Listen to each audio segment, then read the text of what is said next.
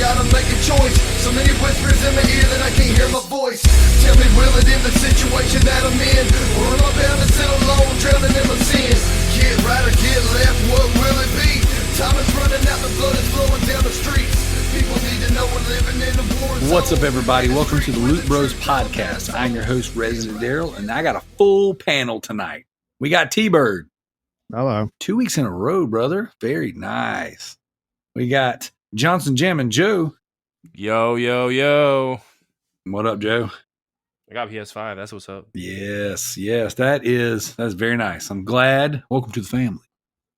I was waiting for it. We got CJ. Hey guys, coming to you from one of the only first world countries now in lockdown, the unvaccinated Australia. We are killing it here, literally. How is everyone today? Dude, what's crazy is you guys can't get the vaccine, and now we got freaking, Joe Biden over here saying we're going to come door to door. Yeah. Well, if I'm not here next week, you know what happened. There you go. You got him. All right, and we have a very special guest. As a longtime fan of Push to Plat, this is one of the co-founders of the show, or co-host from the very beginning of the show. From my understanding, he was the world's #1 completionist at one point in time, and #3 on the Trophy leaderboard. It is Mr. Unknown. How are you doing? Hello, everybody. I'm all right. Did I get that right? Did I get your stats right? Yeah. It fluctuated between 3 and I mean, some of the leaderboards are a little different, but close enough. I mean, well, you're not ranked 5,000 like me, so I mean, what's 3? 3, 5,000, that's all the same. He has more platinums than any of us will ever see combined, so we have to. Well, I don't know. Nowadays, I hear you can get plats in minutes. Oh, minutes in seconds, sir. But, oh, yes, that is true. Catch the bowling ball is my latest platinum. They say that, but for whatever reason, these guys can go, 3-minute platinum, and then here's me 20 minutes later going, where's the freaking guide at? I can't figure this thing out. You always find a way to make things take longer. Longer and harder for whatever reason. All right, this is the Loot Bros podcast. We are a conversational gaming podcast, talk a little trash here and there. And we are a constant have guest on the show podcast. That's right. We had JT last week. I'm glad that Mr. JT could come on here and run shot all over the place. This week we're missing Kalai. It is her and her husband's anniversary. So congratulations, Kalai. We're going to toast a little bit to you. Big Zach, he is moving. He's got him a little place. He messaged me a little while ago, said, sorry, man, between Honey Pop and anime figures, I can't make it tonight, but I hope I'll be back soon. Wait, hold on. No strip club tonight? What's the bet he's downloaded that Klondike Solitaire from the other week? What's the bet he's now sitting there? That's why he's missing. Whoever's in Discord, look and see what he's playing on his PC right now. Censored. All right, guys, Loot Bros podcast, you know the drill. We always start the show off with a toast. This week, we are toasting to Joe's brand new PS5. Well, thank you very much. We are toasting to Kalai's anniversary. I believe she said 50 years married, something like that. 18. Right? 18? Wait, 15 or 50? Oh, what's the 18. difference? I think it's 18. What's the difference? It all blends together after 5. That's right? That's right. And to our guest, Mr. Unknown, thank you for joining us. Oh, yeah.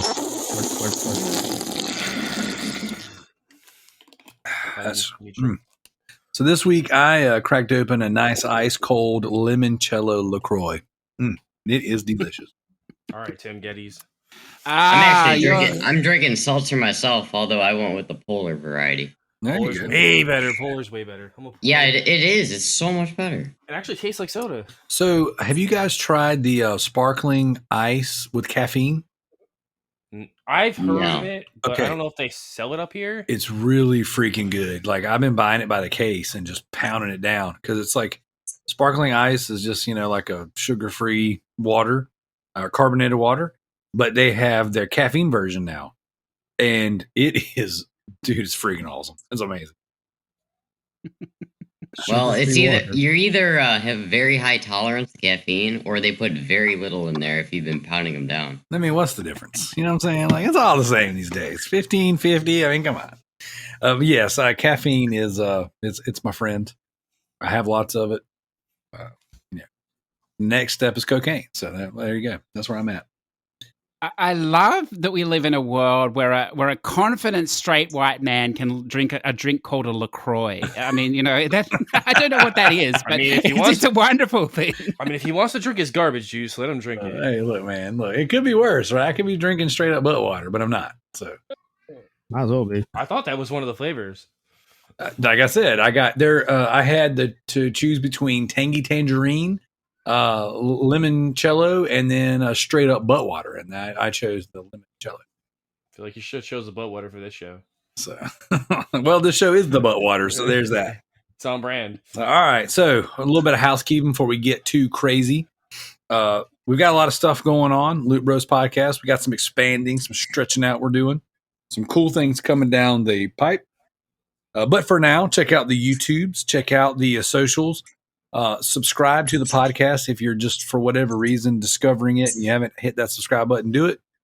Check out my band Ninjaloot, our latest tracks. We've got some stuff on our YouTube. We got the Sounds Heavy podcast. CJ, you have a brand new Xbox monthly show coming up. Do you have a name yet? No, with the unnamed podcast, we're actually going to meet tonight for the first time. So, look, I don't know, Darrell. It's going to be 4 Australians talking. So I don't know what's going to happen. We're so mature, mature in age, not in mindset or whatever else. But it's going to be really interesting because one of the things on the old Push to Plat show was, and someone made a joke about this. Every week you turn on, it was the world number 1 at something. Like opening the door. I don't know, turning off the Vita. There was always someone top ranked. So this time I had to continue that trend, and we've actually got the number 1, the number 2, and the number 3 Australians for Gamerscore. But what I really like is, unlike on the PlayStation side where everyone's smashing the short games, most of those games don't exist on the Xbox. So these guys actually play proper, legitimate games. The number 1 is also the number 2 simulation gamer in the world. So he plays these crazy long train sims, all this stuff. The number 2 guy, recent number 2 guy, he hates Ratalaika and with a passion. So he avoids that wherever possible, plays everything else. So that's going to be interesting. And then the number 3 guy is a UK based guy who's now of Australia. He's got a foul tongue and an even more foul temper. I think he's way over the line. So I think between the 4 of us, it's going to be a laugh, if nothing else. There you go. Hopefully we'll have an episode up next week. It's only going to be like once a month though, or so, and it will be fun, but it will be quite interesting to see their take on Gamerscore, on what they're playing, because they do play a huge amount of games as well, and what you should be looking at, I suppose. Awesome. Well, I am looking forward to that. I think that it's going to be a good time. So then we've also got a couple, not so much defunct shows, but shows on the shelf, 2236 and the Comic Cast. I will be dropping some episodes in those feeds coming up here soon. And then myself and Josh Adams, we've got some stuff planned. So there'll be some more stuff coming to it. It's not going to be, consistent. It's not going to be monthly. It'll be very sparse based on, Josh is working. I don't know that I'm supposed to say this, but Josh is actually working on a comic book right now, which is one of the reasons why we haven't been able to do any Comic Cast episodes or 2236 episodes. So as soon as he's done, I know he's illustrating the comic book, but I think he's also doing some of the writing. So as soon as that's done, we'll pump out some more episodes on some dope issues. Now, all that being said, this is where we get into what we've been playing. And since we have a guest, Mr. Unknown, why don't you share a couple games that you've been playing recently? I've actually just been playing some demos of some stuff, games that I found the demos to be amazing. Monster Hunter Stories 2. Okay. Neo, the new one. What's it called? Neo 2? No. The World Ends With Me.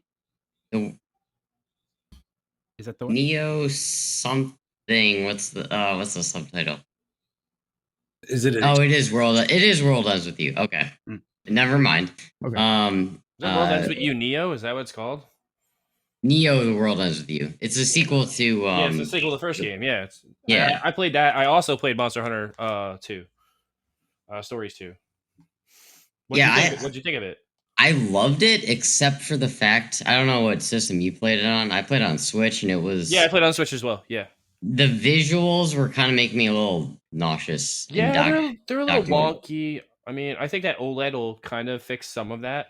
Well, I didn't play it in handheld. It was purely docked. So I put most of my stuff in handheld. So like I like to be like the true barometer of like the Switch and see what it like really can do.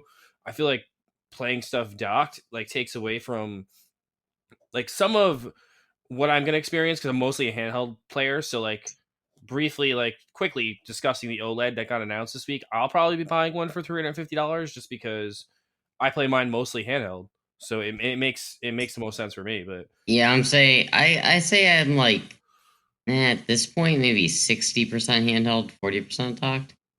I was total dock virgin until like the second year I had my Switch. I played it exclusively in handheld. Because the reason I got a Switch is because my wife hated the fact that I played video games on the TV all the time. So I got a Switch so I could just play games. You should kind of incognito. But then when I bought a house, I got a game room, so that all changed. So. And then I've been playing Breath of the Wild too. Not Breath of the Wild 2. I don't have early access. I meant also as well. Yes, as well. Now, is this your that's the go between Breath of the Wild as well. So now it's like 1.5. Most of us on this show are Breath of the Wild haters. Yes. And that's because we all had separate experiences with it. I just found the game a little bit boring. What's your kind of take on it, Unknown? I don't like it as much as other Zeldas. There's moments where I don't know. I kind of like the 2D top-down Zeldas more so than the 3D ones. This one, I do kind of feel like it's my least favorite. It's not really like the other 3D ones because you don't like get these abilities finishing temples and stuff, and it's a lot of walking around, opening up shrines. But I also don't really like that a lot of the puzzles are physics based. Yeah, it's annoying, and it's like it really takes advantage of handheld mode. Those physics puzzles, so if you play them on console, you kind of lose like the real feel of what they kind of feel like playing them. Honestly, yeah, I feel like the Pro Controller doesn't. Yeah, that Pro Controller doesn't do the tilt controls as well, and it doesn't really give you that kind of feel as if you're playing those tilt puzzles in handheld mode. So I'll give you that like kind of tip there. Yeah, I realize that some of them I was switching to handheld. If I was on the TV and I got to one of those, I was switching to handheld mode. I got sick doing those, like literally sick to my stomach oh god. Yeah, so I got sick doing those, and I was like, all right, I got to put this game down for a while, and then that turned into not picking it up for like another 3.5 months. So yeah, I actually put it down twice, and then I played it a third time. It did get better, and then it got a little worse. I also don't like the fact that how the attacking and the combat works and your weapons break all the time. Yeah. Man, I'm dissing this game a lot, aren't I? No, it's okay, because that's the consensus on this show for this game. Yeah. Like, nobody on this show defends this game. Nobody.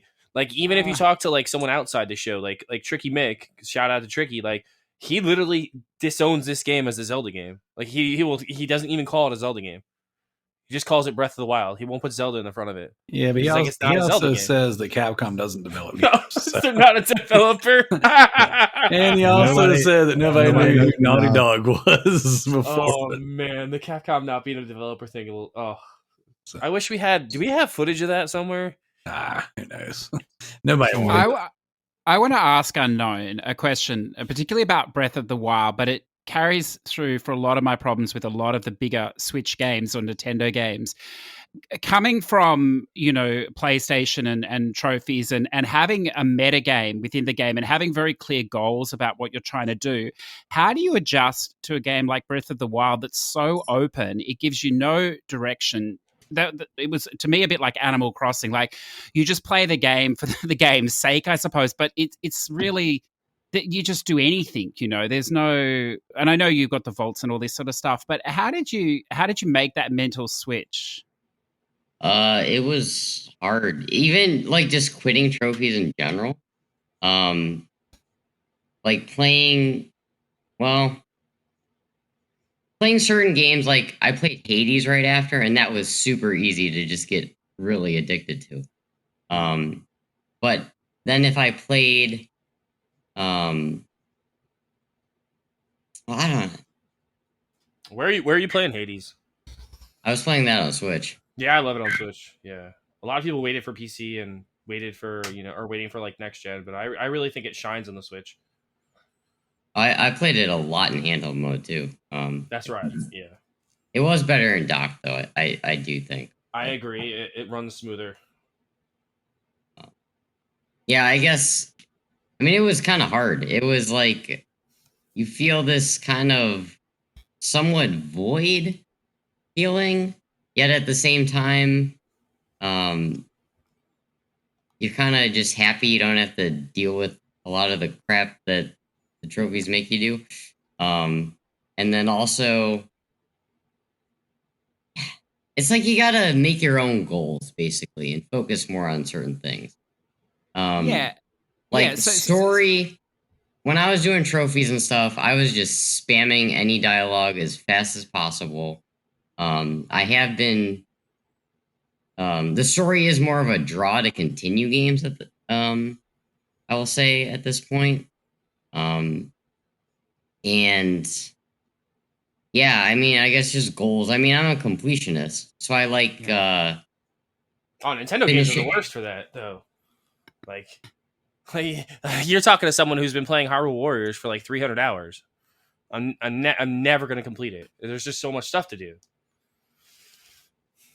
Yeah, but you also don't have this time crunch of I have to finish this to get on to the next game or anything. Yeah. No, and I feel like I've tried to relieve myself of that burden over the years and tried to concentrate less on like I don't know if you're familiar with the way I used to play games. I used to even try I'm never gonna 100% games because I just think it's an arduous task. So I gave myself the goal of just getting like 50% of the trophies and then moving on. But I found even that was becoming too arduous of a task and it was taking up too much of my time. And I was like, I got to move on from this. I got to just play games to play games again. And that's what I feel like Nintendo lets you do. It lets you just play games to play games. I'm glad they don't have a trophy system. And I know a lot of people I am too. That's actually why I've been playing it so much. But then something like Breath of the Wild, and I'm not interested in the trophies or whatever, and in-game achievements, whatever. That's to one side or whatever. But that game, my problem with that game was I just didn't know what to do because there's no and I know a lot of these AAA games we're used to the icon flashing, go here, do this, do that. But to play a game like that, and then I followed it up with Animal Crossing, which was the worst two combinations for someone like me, is that it just doesn't tell you what to do. No. And do you like that sort of thing? Because I mean, that's so different from the stuff you were playing before. We were both playing. Do you like that? And I know you said you make your own goals, but do you like that just having no direction almost in a game, or do you find that overwhelming, especially being a completionist? Well, it's like a different experience. Like for Breath of the Wild, I don't plan on 100%ing it. You don't want to get 900 pieces of shit? No, I don't. Dang. I was gonna max out all the health containers and stuff like that, but you have to beat all the shrines. You can you can only do one or the other, right? You can only max it. You can either only max out all your hearts. You can get most of the way. I heard. Yes, you can get all your heart containers, but you can't fill up all the wheels. So you can fill up all the wheels of your stamina, and then you can get 27 hearts out of the 30. So that's your best bet. Is always max out the stamina. Stamina is more important in that game. Yes, that's what I've been doing. I think I bought one heart. But when do you get the motorcycle in this game? Because didn't they add a motorcycle? DLC, yeah. You have to pay for it. That $20 wall. I'm sorry, $24 wall. That sounds like some Sony junk right there. No, there. it was actually only 20, and I got it for 10. There was 20? actually a sale. Yeah, I couldn't believe it.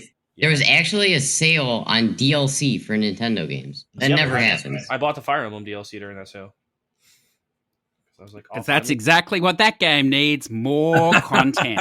Listen, I want to play another 80-hour campaign. You leave me alone. Isn't there already 4 in that game? What are you going There's to do with the 3. fifth That's one? the 4th one. Oh, I see. Good That's the God. That's the hidden house that lives underneath the friggin' church. I was like, are you kidding me? There's more people. Oof. No, Now, I get you, Unknown. Like I understand, like, and that's like CJ was saying, like not knowing where to go and what to do really, really like kind of turned me off to Breath of the Wild too. It's because we kind of live in an age in gaming where it's like handholdy, and like, oh yeah, the Very red flashing much dot so. tells you where to go. We're And also not 12, like when we, Well, the other thing too is, I mean, I know playing games for trophies and stuff. I mean, some of the indies were pretty obtuse, but we were all just looking at guides to tell us what to do anyway. right. oh yeah, playing them So- Japanese novels with your guides. Oh, plus X X X. Oh, stop for a second and press Y. All right, proceed. Yeah, but the big Well, thing I is was talking there's- more like walking sims and stuff like that too. Oh yeah, I remember playing. What was it? Enter the Rapture. everybody's gone on Yeah. the Rapture. Everybody's gone to the Rapture, and you had to like actually use a guide to get all the trophies, or else you would miss like 90% of them. I used a guide on my second playthrough, still missed something, so screw it. I'm not playing in this game. I said the same thing. I missed one of the collectibles, and I was like, no, I'm done. But Same Daryl, you're an Daryl. anti-completionist. I mean, Same you thing go with out the- of your way not to finish things. Dude, the- I figure out how to screw up everything. I can't It's follow okay. a guide like a normal person. At least you don't auto pop your trophies like tricky, and then say that it's game design. Yeah. When you actually have to press buttons to do it. It's like no. No, what I Now, was- unknown. go I'm on. interested. Sorry, just before you do, You're Daryl, good. are you only playing on Nintendo now, or are you playing on anything else as well? I've only been playing on Nintendo. Oh man, that's crazy. I mean, I guess that's like your break though, right? Like you're breaking away from trophies. Well, it's actually kind of hard to describe, I guess. But I don't like. I even tried making a second account, and I just didn't want to earn the trophies in the game. Like I was like trying to avoid it. I didn't want it to pop.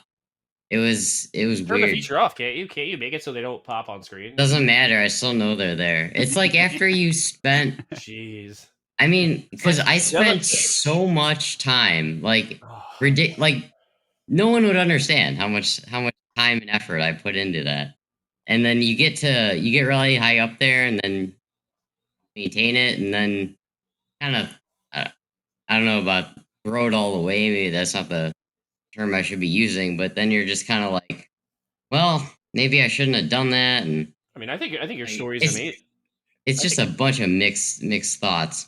It's a very interesting story though, and it's interesting that you feel kind of like this like trophy PTSD, for lack of a better word, and you're kind That's of like basically what it is. and, Yeah. like I can't do this anymore, and I need to go to a different platform to kind of get like my gaming fix in because of all these feelings I feel towards this this ecosystem. It's not- Essentially, yes.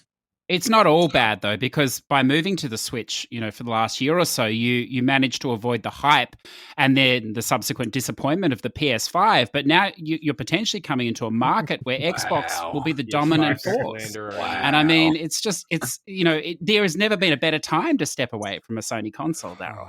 Wow. Yeah, that's it's easy Well, to I mean, say. Xbox and Switch are pretty good partners. I feel They are indeed. Octopath Traveler. sending over things like Ori and Mhm. Cuphead, and all that Yeah. stuff. Yep. You can have Octo No Story Traveler. Easy, sir. Or you can buy Hey, 30 I love that studios game, and still not CJ. put out a game. But hey, I love that game, CJ, but the story is so ridiculous because they had a chance to like remake a really deep RPG story, and then they did this thing where they made 8 separate stories and never combined any of them until like the end. And at that point, you were like, I don't care. I'd take this opinion more seriously if you hadn't dumped 500 hours into Hyrule Warriors, but because you have. Awesome. Unknown, you got anything else you want to shout out that you've been playing? No, we've already spent 20 minutes in discussing my games. Oh, that's what we're Oh, here for. this- I mean, tangents included, but nonetheless. This is every week. All right, Tbyrd, you've been awful quiet. What have you been playing? started Scarlet Nexus. I go good solid 3 hours in. So you're done with it. basically, Which phase are you up to? I think I'm still in the first. No, Yeah. Is it like each chapter is a phase? Yes, I yeah. don't remember. Okay, I think I'm on like 3 or 4 then. Oh, cool. Yeah, making good progress. How you like it? It's fun. So at the start of the game, you get to pick between 2 different characters. One's a melee base, one's a range base. So I was like, hey, let me try the range one, and I regret it immediately. Nice. It's not as fun. That's not the reason you chose. Really? I always choose range. It's not he chose for the physics. Let's be honest. basically. It's not the kind of range I was thinking it was going to be. You still got to kind of be close to the action for it to actually hit anything. So it's more like a left and right, not so much a up and down.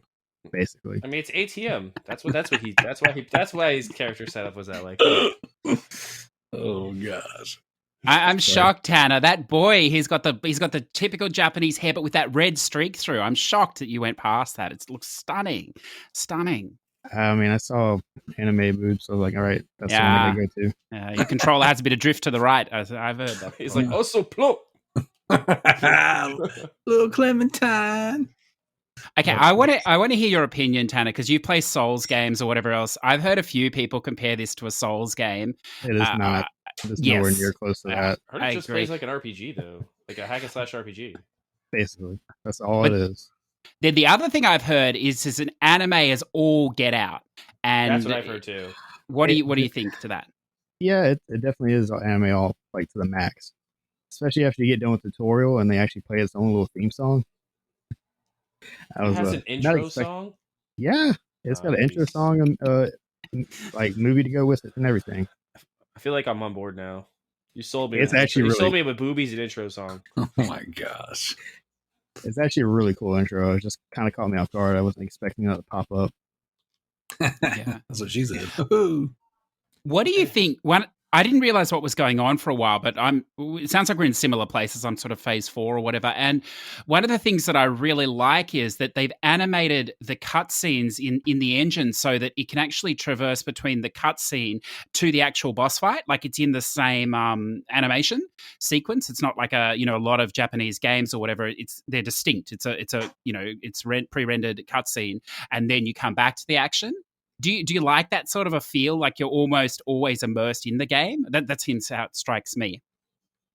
Yeah, I didn't really feel like I didn't really feel that. What was kind of bothering me is like they didn't take the time to like animate any of the conversations besides the mouths moving. Yes, but then again, that could have been just their way to kind of save a little bit of money or something. Yeah. Yeah, overall, so far I'm enjoying it. I'm probably when we get done with the podcast, I'll hop back on and try to finish it this weekend. Do we know how long it is? No clue. Yeah, it's about each side is about 25 to 30 hours. Oh, so each side. There's 2 sides. There's 2 sides of this coin. You pick 2 characters. You got 2 characters to pick from, and they're both different stories. Yeah. It'll be interesting to see what you think, because there's perhaps you haven't reached it yet. There's a boss fight. Some of the boss fights are really like they have a real spike to the difficulty. Perhaps a little cheapness as well. So that I can see some sort of Dark Souls element there, but not proper Dark Souls. I can kind of feel the cheapness in some of these enemies so far. Yeah, there's some like BS mechanics in there. I'm like, you're making it harder just to make it harder. Not make it enjoyable. Yeah. And then what about the red tinge? I really love, like the whole game is bathed in red. I don't know. It looks a beautiful game. Yeah, the world and everything I've seen so far looks fantastic. And considering that most games nowadays don't run worth a crap, this one actually runs pretty good. Mm-hmm. So. Yeah. Have you played Nier at all, or Nier Automata? Yeah, I've played Nier Automata. Yeah, Automata, sorry. Good. Automata. So the Australians is coming through there. With the Nier Automata, I feel like the world, it's so similar, like, all those little pickups and things. Like, in the back of my mind, I think I'm playing Nier for a little bit, and then the anime kicks in. and it's a little flat-chested anime, Darrell, so don't get too excited. But Yeah, no. you know, then I'm drawn back. But it does have those vibes too, doesn't it? That world in particular. Yeah. That's like, as soon as I started playing, like, was actually getting into the combat and everything, I'm like, this kind of feels like Nier. Yeah. I haven't really put time into the new one yet to see if it kind of compares to that or not, but yeah, it's definitely giving me like Nier vibes. I was so excited when I saw you playing this game because I thought no one else is going to play this game, you know, that I know, because no one's Japanese crazy enough at this point to jump in. But when I saw you playing it, I was like, oh, awesome, good. Now, if I don't finish it, you can tell me what happens. I think I'm going to pick it up. Yeah. I mean, is there a demo out for it? I'm not Anyway, I sure. think- I know it's on PS5 too. It's actually a PS5 game. Like you can buy it on PS5. Yeah. All the best games are on PS5. All right, calm down. Nah. It doesn't have Forza, so I mean. Oh gosh. All right. Anything else, Tbyrd? That's it. That's the one. I mean, play Call of Duty. That's it. Okay. How you? So have you played? Have you played the Call of Duty World at War or Cold War? Yeah, I beat it last year. Right, but did you play the zombies on it at all? I'm not a zombie guy. Dude, it's like it's really cool. Okay, no, I take that back. I did, because you can level your guns up that way, Yeah. but it's extremely slow. Yeah, but the cool thing is it's like Battle Royale. It's like open world zombies. Oh, you're talking about that new mode they added. Yeah, I guess. I just fired it up the first time. Yeah, that's a newer mode they put in. I haven't touched that at all. It's dope. It's really dope. Like way cooler than it has any right to be. Yeah, it looks pretty cool. Just don't have people to play zombies with. Yep. Me either. All right, CJ, what you been playing? That's a very depressing note to finish on. I have no friends that play video games. But You know, I was thinking I'd join you, Tanner, but I'd be dead before the game loaded in. That's my skill set for those games. But yeah, well, look, it turns out, probably to nobody's surprise, because considering you're all Americans, but it turns out when you can't leave the house for 2 weeks, you actually get a lot of gaming time in. I didn't know that. So, Well, we all experienced this not too long ago. That's I right. worked That's the right. entire time. I worked the entire time. yeah, we are working the entire time. Yeah, we haven't like they shut stuff down, but like I got work some in business. manufacturing, and so freaking we just kept going. Well, you know, I haven't. It's so funny because this lines up with the 3-week sort of mid-semester break in teaching or whatever. So, you know, I was like, oh, this will be awesome. We might actually get to go away. But bang, on the first day, no, you're not going away. Whatever else. So there's been a ton of time for gaming. So I played, just in the last day or two, I played the Bloodlines expansion for Watch Dogs Legion and finished it. It's not super long, Now, if that's a how is that game, CJ? Like, how is that game in general? Because like I keep seeing it on Trash. sale a lot over here, and it's only like $20. It's trash, It's not dude. trash. Oh, bullshit. Get back in your box. Whoa! That game is Yeah, you trash. took that one personally. It's trash. By the way, It's guys, I just got a Ubisoft trophy. Gold. There you Woohoo! It's Ubisoft Gold. No, it's funny actually because I played this is something that I really like. I don't know, your opinions would be interested here for me. I played the Watch Dogs Legion on PS4. Obviously, don't have a PS5, and then as Joe said, it has become very cheap. So I picked it up on the Xbox, but I didn't really want to play the whole campaign again. So when they said there was DLC, I'm like, well, I'm not playing the whole campaign to play the DLC. I'll just have to miss it. But the DLC is actually freestanding, so you can play that. It's worth a point, Levi. It's freestanding. You can play that in the menu without playing the main game. It's on the same map or whatever else. And it was really interesting playing that because it looked really good, again, on the Series X, 120 frames per second, as you'd expect. Thanks, Phil. But it looks really good. And then I went back and played, when I finished it last night, the base game just a little bit. And the base game doesn't look quite as good. So they've obviously done even more up-resing in the DLC, which is That's good. dope. Yeah, and it's really good. Like Ubi DLCs, like I know I'm boring all of you because not too many of you like Ubi games, but your Assassin's Creed games are just more of the same, like just massive, like explore this area with a bit of a story. That tends to be what they're really good at. With this one, it's a really narrative-based DLC. So I'd say it's about a 5-hour-ish story, split between the character from Watch Dogs 2, Wrench, and Aiden Pierce, the character from part Watch one. Dogs 1. Oh, Yeah. So the two good characters. Oh, Yeah, that's and it's interesting. really, and the funny thing is, it's set before the game, the main game. It's set about 2 years, a year or two maybe, before the main game. So I'd actually, and it's going to be in 2 parts. The first part's released now, the second part, who knows when. It might almost be worth playing this before you play the base game.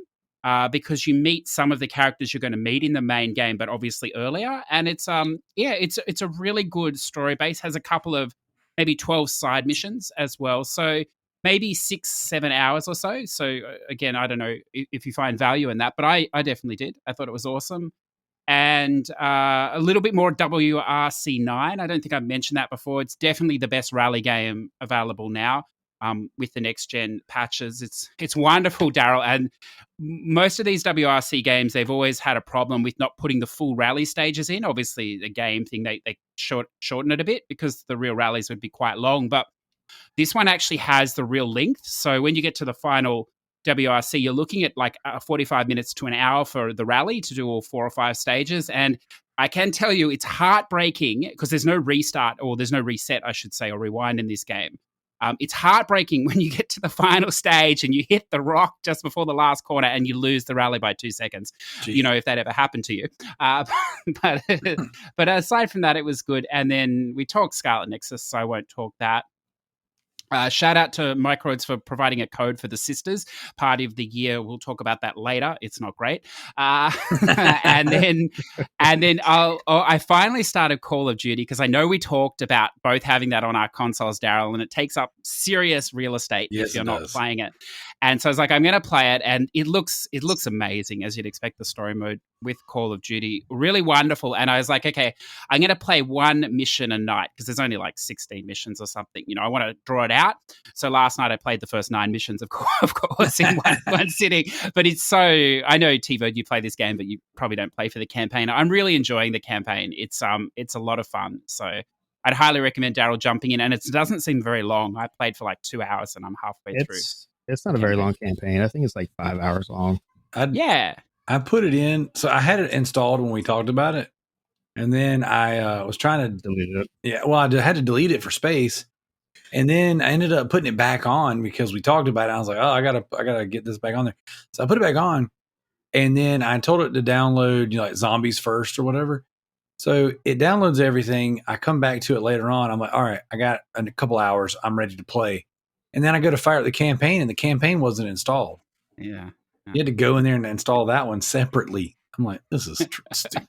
But so I played some. It does give you the option to pick what you want to download for on console. Yeah, it does.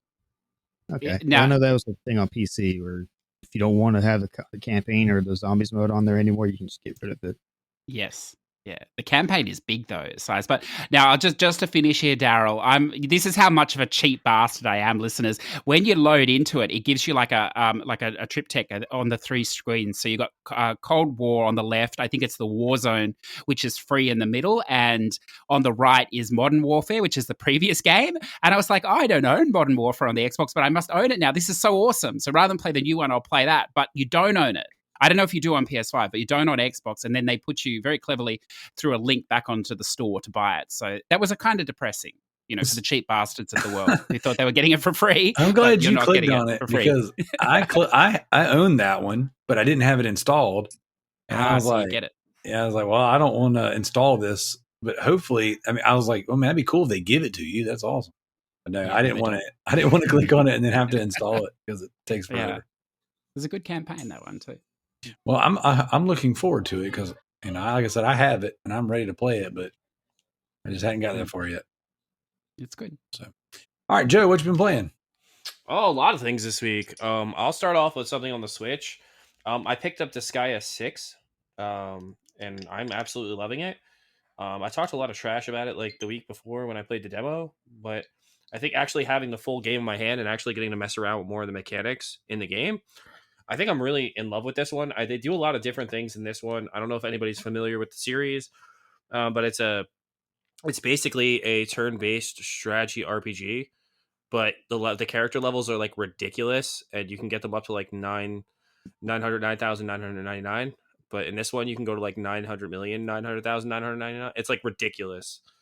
They do a lot of cool things in this one. Like there's like a cheat cafe where you can go and you can like pay to like make your guys level up faster, or you can allocate points to different skill stats to make those go up faster. They streamlined the weapon world where you can do auto battling now. So like instead of actually having to like go through the weapon world yourself and actually like play the worlds, you can make the game auto battle it for you. So they did a lot of like little quality of life changes to speed the game up. Like for instance, like when I played the first mission and my guys went from like level 1 to level like 25, I was like, what's going on here? Because they just like leveled up like exponentially. And you don't level up like in mission anymore. You level up at like the end of the mission. So it's like very different feel for a Disgaea game, but it's still got like that great humor that they have. It's cool because like the main character is a zombie named, and basically he's trying to kill like the overlord of like it's the overlord, just like supreme god basically, and he dies like over and over again. He has like this thing called super reincarnation, and he keeps coming back from the dead. And it's a really interesting, it's really funny. I'm enjoying it so far. I'm about like 2 chapters in, almost about to finish the second chapter. I've unlocked a few extra characters on my party. I've made a few. I just really dabbled in it a little bit. I've unlocked like the Dark Assembly, so I can like have them vote on like different bills and get better weapons in my shop or kill guys and stuff like that. It's interesting. How does it run on Switch? It runs very well, and seeing how it's Switch exclusive in the United States as of right now. Like it's not on anything else right now in the United States. I know in Japan it's coming to PS4 and PS5, I believe, but I don't know if it's coming here on PS4 and PS5. I would believe it is. I mean, it's been a very Sony heavy franchise for pretty much its existence. And I love Nippon Ichi. I bought every single one of their games. I can't wait till August until Soul Nomad comes out because I'm a huge Soul Nomad fan, and I can't wait to replay that on my Switch because those are they're releasing 2 of their like biggest like their like fan favorite games in one package on the Switch in August. So What I'm is enjoying Soul it. Nomad? I've never heard of that. So Soul Nomad and the World Eaters is a similar game to Disgaea, similar vein, except you battle in parties. You don't battle like one enemy to one enemy. You battle in parties. So like you build armies and then your army attacks their army. It's pretty cool. Okay. It's definitely worth checking out. It kind of plays like Ugrata Kingdom or Ugrata Union if you ever played that on like Vita or like a 3DS. I I've haven't. heard of it. Yeah. It's very Nippon Ichi-esque where kind of like Phantom Brave or Makai Kingdom or La Pashal Tactics or any of their games really. They all kind of play in the same vein as Disgaea where, you know, you're controlling multiple characters around a grid map and you're just the cool thing about Disgaea is you can combo. So like you pretty much surround enemies and then you have all the enemies link combos together and it does a massive amount of damage. And that's kind of how you play Disgaea. And you learn how to strategize against like the computer doing combos to you and learning more power-ups and moves. I'm really enjoying it though. Like I said, I'm going to dump a lot of time into this. It's definitely my main Switch game right now. Just before you go on, I want to make a bet with you here that Disgaea 6 is not localized for the West because that game is so Japanese and we know how Jim Ryan loves his Japanese games. And I want to even throw a Hail Mary out there. We're going to see it localized on the Xbox before you see it on the PlayStation. It'll never happen. I think it's more likely to end up, I think old Phil will be out there more likely beating the drum than you'll see it localized. I don't know. Can't see that Well, game it's ever being thinking localized. It's I'm already thinking it's announced. both at the same time. It's already announced for you know Japan to come out on PlayStation. So I think it will come here. Localized to the I honestly think it will because every single other game in the franchise has come here. So I don't see why it wouldn't. I know it's Switch exclusive. I'm thinking Nintendo pulled out those Mario coins and they were like here you go.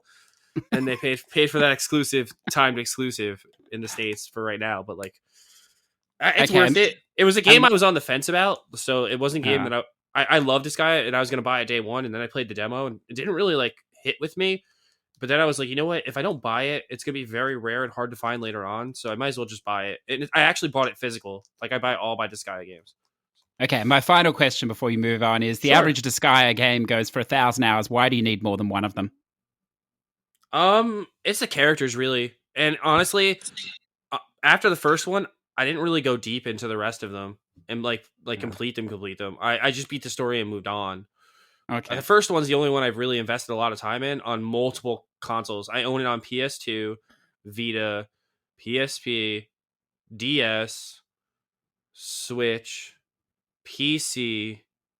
Yeah, that's how many copies I own of Disgaea 1, like the first game.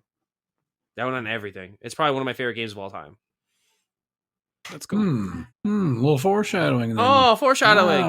Yeah. And then I played a really crappy game next, so we'll talk about that next. I played Final Fantasy Crystal Chronicles Remastered. And I have to say, while the game is not the greatest game, it's absolutely a blast to play with Corey. Like, we had so much fun playing the game together and like having like random people like jump in our party and play with us. I mean, if for those of you aren't familiar with Final Fantasy Crystal Chronicles, it's a game.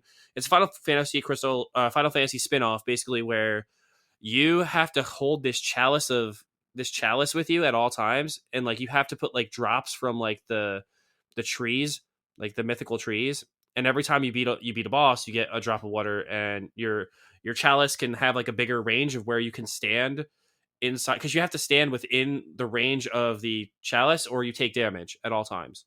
So it's like it's a multiplayer game where people can move around and attack, but you have to stay in close quarters of each other, because if you don't, you start taking damage. Corey, it's actually interesting because Corey's playing on a PS4, like he's playing a PS4 version of it on a PS5. Well, I'm playing on Switch. Does that have online co-op though? I thought that It released does. without Online co-op okay. crossplay.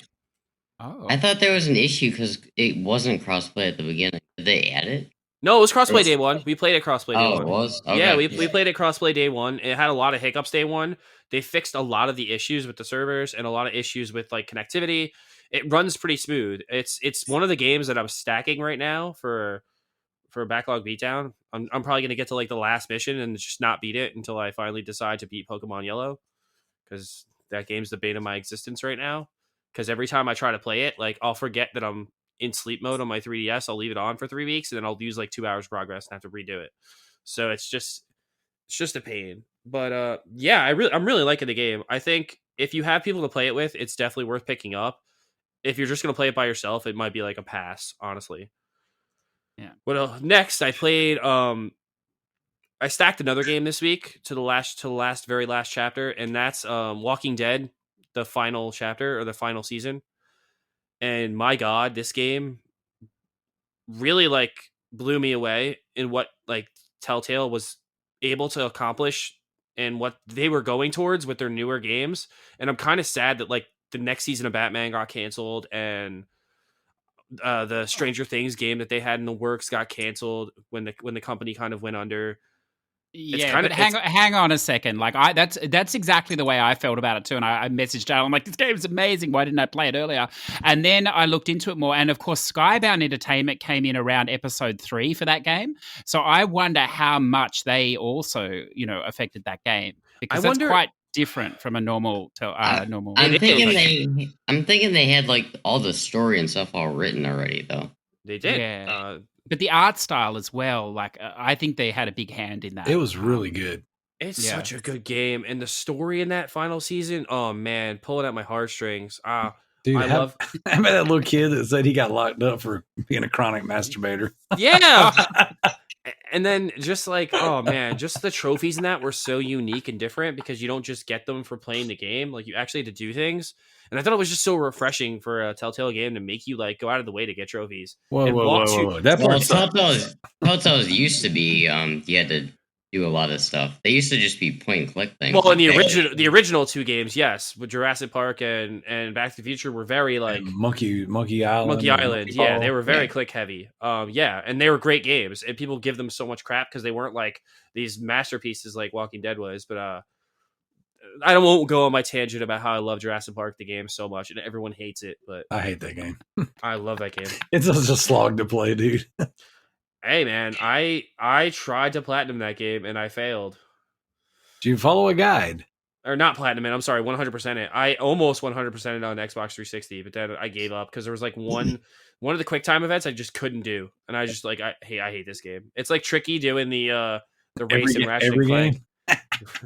Jesus. Okay, but so you're in love with the game or whatever else, but the Yeah, game. I'm on the last chapter. Oh no. Yeah. Oh, okay. So yeah, no spoilers or anything else, but it's a very good game though that still falls into the same trap that every Telltale game has fallen into, the illusion of choice.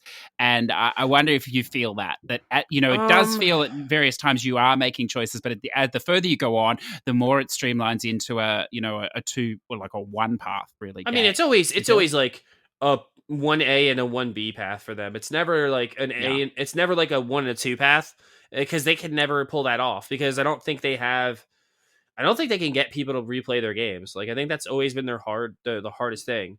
And I think if they would have been smarter and like locked different choices behind trophies and made people want to replay the games, like I don't think they have enough replay. I feel like the Man of Medan series or like the Dark Pictures anthologies does a much better job of making me want to go back and play them again. Yeah, I will say the design of the game. That's got nothing to do with the trophy list. That's the content of the game. I agree, but I also think, I think they go in hand though. Like I feel like they could have made. I feel like there's more choice in the earlier games that affect the story than there are in the later games. Honestly, well, it also makes it a lot easier for them if you just go on the same path. Oh, of course. But infinitely easier. Even not playing the last chapter, I still have to say nothing holds a candle to the first season. Like nothing. Like just the masterful writing, the relationship between Lee and Clementine will never be topped. Never. And you don't think that was any part because it was like the first one that you played? No, I just think it's because I literally got attached to those two characters and their relationship, and I cared. At the end of that story, I cared. Like I literally cared about.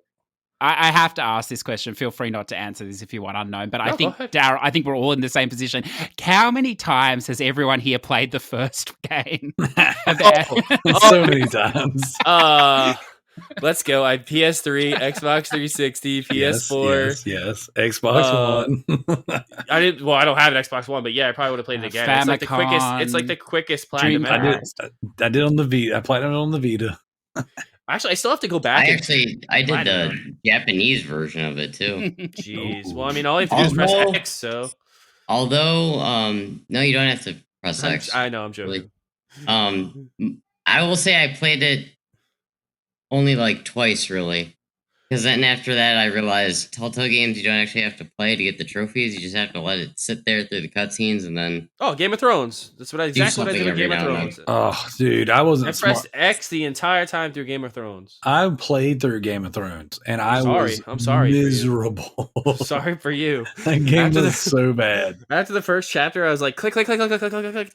I beat it in a day, and Corey's like, "How'd you beat this? How'd you platinum this in a day?" I'm like, because I just hit the X button over and over again because I was like, I couldn't be bothered. That was the worst one. That was the worst one. Okay, so all this garbage aside, you bought a PS5. I know there's nothing to play on it. You've only played PS4 games by the sound of it. Did you play anything on the PS5? Yes. This weekend or last weekend, I actually picked up MLB The Show, a used copy, because they just had one lying around at my GameStop, and it was only like $37. So I was like $37 versus like $70. I think that's a really good deal. So, you know that runs better on the Xbox, don't you? Yeah, and it's free as well. I'm sure it does. You could have got it for free. I'm sure it does. Well, you actually have to buy an Xbox. Yeah, that's why the game was so cheap, man. Because buyer's remorse, the free pass over there. I would have had buyer's remorse if I bought the Xbox. Devaluing the worth of the game. Oh yeah, because it's free. It's free. Free. So Levi said he's been behind on the show, but he's getting ready to do a marathon and catch back up on our show. Oh Jesus, that poor dude. We've been making jokes, and oh my God, all the jokes they make about him. Oh man, he's gonna like, and then he's gonna be like, wait a second, it's a masterpiece. He's gonna get a barrage of Levi jokes all in one span. So I have to say, after playing 15 minutes of MLB The Show, it's my game of the year. Oh God! No, you're gonna get a job at IGN if you're not careful. Oh Jesus! Well, no, because they don't do points anymore. Well, they don't do like 8 point whatever. They only do like solid points now. I could never do that. I think that's horrible. But anyway, I bought MLB The Show 21, and I absolutely love baseball games, and it's the reason why I owned a Sony console. That's why I left Microsoft, because I couldn't play baseball anymore. Once they lost 2K, and I actually like 2K baseball better, and it played really well on Xbox. But once 2K could no longer make baseball games, I was like, I'm out of here. Got to buy a PlayStation. So now that you can actually play it on Xbox, do I consider going back to Xbox? No, because I have like a 300 game, I have like a 500 game PlayStation library at this point. I can't go back. There you I go. just can't give it up now. The ecosystem's got me hooked, unfortunately. But let's talk about the show. So I just as we're recording, I just finished my March to October mode, which is like where you play like the 7th inning on, or like the 8th or 9th inning in every game of the season, and then you play the playoffs in the World Series. And I just won the World Series, and it took me about 3 days to do it. It was a great experience. The graphics are great. The gameplay is, solid. It's always solid though. It's the show, so it's never going to really change much. I love the card system on the PlayStation. I think that's one of the coolest features, where you can just like click on the card and be like, I want to go for this trophy, and just hit activity, and it goes. And it opens. You must be the only one. And it opens that thing. Well, I mean, I feel like you know what though, to Sony's defense, CJ, they don't have a lot of games that utilize it right now, because a lot of the developers didn't really buy into it, unfortunately. Yeah. And I think once more of them do, I think you're going to see it's a really cool feature. I honestly wish that they would have done it similar to how Xbox does it, where it's just like I don't like. Yeah, I like the tracker, and it does do a tracker on Sony, but it doesn't do it as nicely as the Xbox does, where it's just like one linear list, and you could just like look at it all at once. Yeah, I don't like the way they do trophies on PS. No, 5. they that's really like they buried it under like 3 button clicks now. I like my 1 button click, and it's like then it's another button click, and it's there. I also don't like my and now I'm going into tangents. I don't like how to find your trophy like level and like your percentage in that level. You have to go into your profile and then like click on your like profile. It's not even part of your trophies anymore. It's like, who makes these decisions, dude? That's something they'll definitely patch out. Like, you think? Oh yeah, I mean, you got to think about man. Think about how far the OS came from a base PS4 to now, and how many features they added, and how much better it got. Yeah, the OS is so clean and so like nice looking. But it's a better OS than the Switch. At least it has things. Yeah, but but they changed unnecessary and stupid things. Like, I don't understand that. They made things more difficult to get to. Like, even just the uploading and downloading your save file from a game is stupid. They make you go through your settings, then to data management, and then you can pick. Oh, it's so bad. It's so stupid. Like, and then I don't like the thing where it downloads like PS4 games randomly when you're downloading the PS5 version. Like, I'm like, don't do that. You're filling up my hard drive. Stop. Or when you download one that has both versions and then it doesn't tell you which one you're playing. Oh, yeah. Well, I figured out how that works. I also figured out, like, so it does this weird thing with collectors, collection games. So, like, Ninja Gaiden. I was playing Ninja Gaiden the other night on my PS5 because, it's Ninja Gaiden. And I couldn't figure out why it just kept opening Ninja Gaiden 3. And I was like, oh, you got to click on these three little dots, and then you could change which game in the collection you're playing. I was like, this is a pain in the ass. Because in the old PlayStation, it would bring them all up as separate games. No, it actually labels it as a collection now. Yeah. That was one of those things that were like, and when Xbox announced smart delivery, I was like, what a stupid thing to tout. And then now here we are in the middle of all this. I'm like, not so stupid anymore. No, I like smart delivery. I wish we had that. I really wish we had being able to suspend 8 games. I would like to suspend 2 games. Screw that. Like, I would just like to suspend multiple games. Yep. I would like to be able to turn my system fully off and then turn it back on and my game still be there and not have to reload it. That's like, we're in 2021, people. Like, it shouldn't be that hard. Imagine if someone came to market with a console that could do all of that out of the box. Oh, I mean, you'd have to label them as the leader. Imagine if it had games I actually wanted to play on it, or games, period. That sounds like these all sound like you problems here, Joe. The technology is there. Oh. Darrell, what have you been playing since you're the last to go here? Yeah. Normally I have this big, magnificent list of things, but been kind of keeping it low key this week. grinding out my hopefully last playthrough of Resident Evil 8. This will be playthrough number 7. I feel like you have to do an 8th one because it's Resident Evil 8. Yeah, I don't think so. So what I ended up doing, because I always make things more difficult for myself, on my knife run, which also should have been my don't spend any money run, like spend less than $10,000 in the game. I don't know. I don't even remember doing it. Somewhere down the line, I upgraded one of my guns, and Oops. just so I have to do a whole playthrough for just not spending money. So Is I've that your last trophy to get the platinum? no, I got to grind out mercenaries, but Oh god. it's one of those things to where the game, it's so fresh in my memory right now. Like I'm burning through it so quickly. I didn't want to start doing mercenaries and then mess up like the flow that I've got going for this game. Well, I'll see you in 300 hours when you finish mercenaries. Yeah, well, I mean, I keep seeing all the people complaining about it and how frustrating it is, and we'll see. You just don't get enough stuff from it. Like I feel like you're not rewarded enough for the time you put into it. Well, the way that they changed it is, I don't love the way they changed mercenaries. No, I don't either. I do not like the changes they made. I felt like the one on Resident Evil 5 is perfect. It's the best one, yeah, 100%. Never need to touch it. Yep. And then it's like a combination of mercenaries and raid mode from the different games. So, well, no one wants to play raid mode, so well, either way, I'm going through it. Seventh time's a charm, they say. So I might even finish it tonight. Who knows? I'm kind of flying through it right now. I've got this game pretty well memorized. It's a good game. I enjoy it. But I played some Costume Quest 2 with my daughter. That's one of the games on her backlog beatdown list. And she asked me to play it with her. But basically what she wants me to do is sit here and watch her play. And then if there's anything that she can't figure out, just help her figure it out and then give her back the controller. So I've been doing that, and then grinding out some Lego Batman 3 with my son. That's on his list. It's actually on my list as well. But I picked a couple co-op games to knock out on the backlog beatdown. Just to play with my kids to keep them involved and keep them excited. So right now we got some Ultimate Alliance and some Lego Batman 3. So, but that's me. Nothing too exciting, nothing too crazy. I will say I've also been doing some Resident Evil Revelations 2 on the Vita.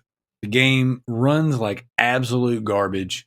The fact that they ported that game to the console is pretty friggin' amazing. But there's times where it runs sub 10 frames. It's so bad. So it's going to be one of those games that like I kind of want to platinum, but I don't know that I'll make it through it. It's so bad. I beat the game. I'm on my second playthrough now, but it's just that playing it, invisible enemy mode, playing it on the hardest difficulty, countdown mode, all that stuff. I'm not looking forward to it. But basically that's us. Nice. Real simple, real easy. So with all that being said, now that we've spent an hour into what we've been playing, let's knock out our leaderboards, and then we're going to turn it over to CJ for some platinum shout outs, which I'm pretty excited about. I like seeing all these platinum trophies. Now Unknown, I will try our hardest not to cause your PSD. It's all right. PTSD to, I said PTSD. PSD is the company I work for. We'll try hard not to make it flare up. He can laugh at all those still afflicted by the trophy. Yeah. Hey, well, you know what? It's funny because you're talking about like what trophies make you do. And I'm like, yeah, they make me do some crazy stuff. I'm over here like I can quit anytime. I just don't want to. Like a true addict. So with that being said, TrueTrophies.com, Loot Bros Podcast custom leaderboard, Affectations Dog in first place with 205 trophies. Now, I'm gonna premise that, and again, I went on to the next lot of Brick Breakers. So again, it's only like an hour and a half's playing. Yeah, So. You said And that. to be honest, I felt really bad because I knew Unknown was going to come on today, and I was trying to present this image that I don't hunt trophies, and most of the time I don't. I just play these short games that give you a ridiculous number. But I hit 100, then I realized it was too late, Darrell, so I just kept going because I was enjoying it. I was in too deep. No judgment here, man. I mean, I'm all about it. So, so much so that I didn't even make it into the top 5. I didn't even make it to the top 8. No, I'm kidding. I am number 5. So yeah, So in number 2, Mr. Lightsight with 90 trophies. Impressive. Very nice. And then we got Tricky Mick with 71. That's crazy. That's high for him. Is that the European Division 2? It's the Asian stack. You already beat their European one like 2 weeks ago. That's right. So I don't know if Tricky still listens to the show, but this is the point where I actually want to say something positive about Trophy Horse. For years, I've made fun of them, and rightfully so. They deserve a lot of it. Most 99.9% of it. But I make fun of them, and I make fun of their community a good bit. But they have had looks like from the outside looking in, a large increase of attachment from their community and engagement from their community. I keep seeing new people talking in their Facebook group. I keep seeing, since they've been doing these community game, the Rocket League and things like that, where it seems like they got more people engaging with them. So I want to give old Tricky a shout out for doing a good job, being a good podcast member. And then obviously this Knockout City, his crew keeps running, through that Knockout City. So I might have to play that game too. Get some of them cheap trophies. So, and then in 4th place, Mr. Team NT 84 with 49 trophies. I came in 5th with 45. So you got me, bruh. You got me. Very nice. And then we're going to go to our True Achievements leaderboard. Not even Sony Pony to you with 15,500. Jesus. That's insane, CJ. Well, you're going to have to catch our show, this Xbox show, because we won't detract here, but the greatest thing about Xbox Unknown, you might appreciate this because that the hole that you fall down is that they don't do stacks like the PlayStation does. So you don't need to have, that. Yeah, that's right. It's awesome. You don't need to play the same game 100 times. You can only play it once, which is wonderful, and you're done. But recently this company Zidalon, and we'll talk about this tonight, I feel, because they're very passionate about it. They've been allowed apparently Microsoft have always allowed games to go up to 5,000 achievement points. They've now allowed this Zidalon company to start upping their achievements on old games. So they're adding 1,000 every few weeks. They're not charging any more for it. So it doesn't cost you. You're not buying another version. It's the same version you had. They're just adding 1,000, but they're doing it for things like open the game, 1,000 achievement points, turn on the sound, 1,000 achievement. They're not even trying. So that's how that happened, that 15,000. Well, Cool Kid Joe got 15,165. Shout out to him. He's doing it too. Yeah. I'm going to have to get in on this. I didn't realize these games existed. Yeah, they're like $4, and you only pay once, and they just keep adding. It's a full game there. Like you do play the whole game, but now these extra achievements are just for doing nothing, basically. Yeah, sounds like it. If I was on Xbox, I would have wanted to leave at this point too. Yeah. I think this is what's going to happen tonight. It's only going to get worse. It's going to be like there's going to be games in a couple years. You open it up, and then you just get all the trophies. I mean, they already have those on Steam. Dude, that's awesome. It's my favorite. All right. In 3rd place, Redbeard Rick, 1,140 trophies. So is that like e-Viagra? Yeah. Like e-penis Viagra? You just you're buying trophies? It's essentially the leaderboards. You're buying enhancements now? The good thing about it, Joe, is you can keep both hands on your member because these games don't require any action on the controller. Jesus. No, but shout out to Rick. He's playing our Fallout 4. Yep, he's really going for that game. Good for him. Yeah, well done. Every now and again, there's like a real gamer in here somewhere. I mean, not usually me, but other people. Actually playing real games, doing real things. I played a real game. I played 30 hours of Tales of Berseria and got 1 trophy for it. I've talked how cheap that was. Dude, that's Devil May Cry 4. Freaking 20-hour-long game, and you get a 5-point achievement for beating it. That's it. Worst achievement list ever. All right, and then it's lucky we enjoyed the game. exactly, but still, in fourth place, my man Dump Liquor with 95 points. My man, Dump Liquor. In fifth Wait, place, is that liquor is in the drink or liquor No, is like liquor licking like your licking girlfriend or a licking a dump. Yes. Oh, girlfriend, I like that. That'll come through the edit. That's wonderful.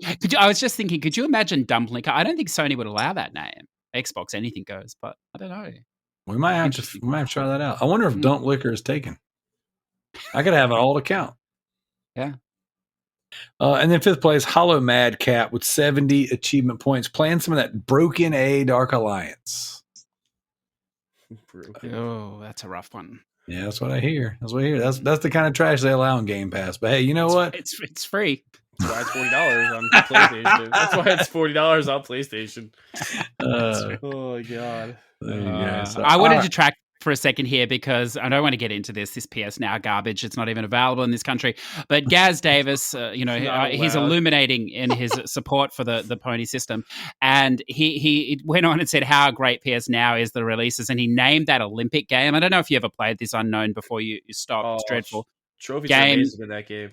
Yeah, it came out in Japan or whatever at the beginning of last year. And obviously, maybe even earlier because it was before COVID and they had a countdown to the Olympics.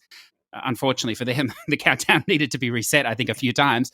But they're finally going to have a go one way or another. But the game it's really bad. It's about a 2 to 3 hour completion if you boost with someone. But the reason I wanted to mention it is it's the only game I've ever played where it doesn't tell you the controls. Like it tells you a couple of controls, but every race you do, every 5 races, it tells you what another button does. So you actually don't know how to effectively win a race until you've done like 20 races or 15 races because it doesn't show you all the buttons or it doesn't release their action. It's bizarre for a sporting title.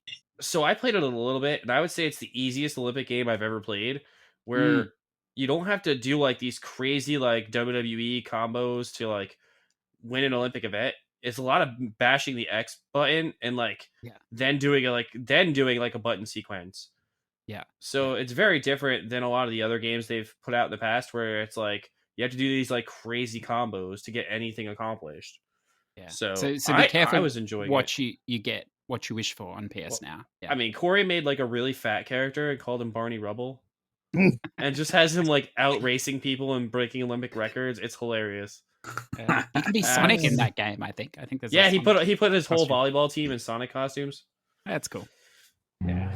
That's amazing. All right. So right now, CJ, we are adding a new segment to the show because our show is not quite long enough.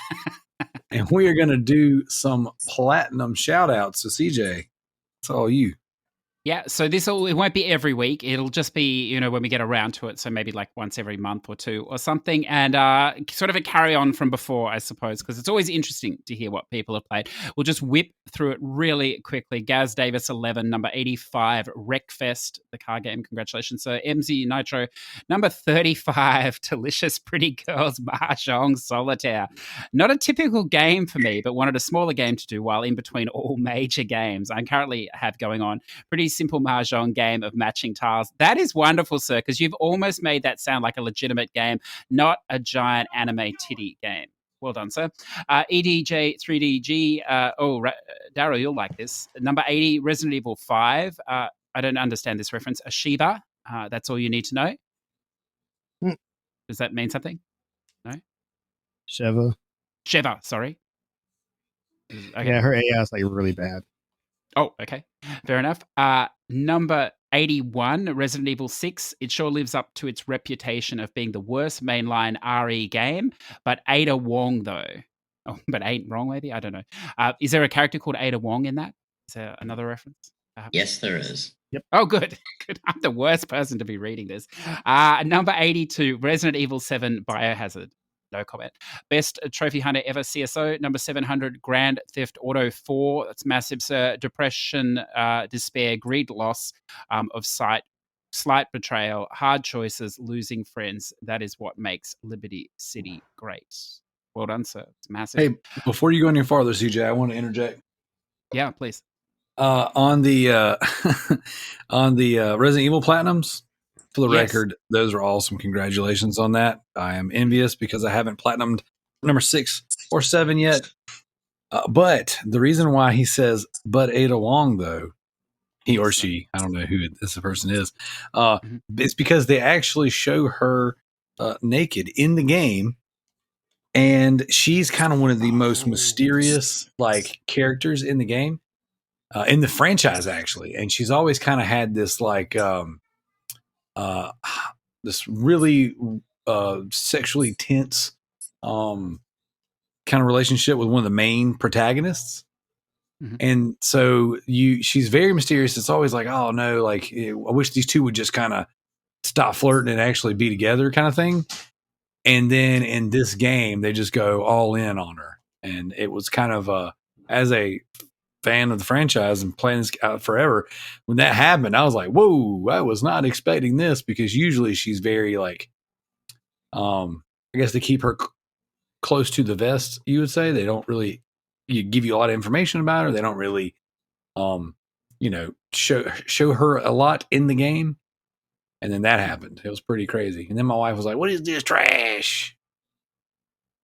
So it was interesting. I figured it'd be a reference. I was hoping someone would jump in and explain it. Yeah, actually, I'm pretty sure Zach is downloading the game right now, actually.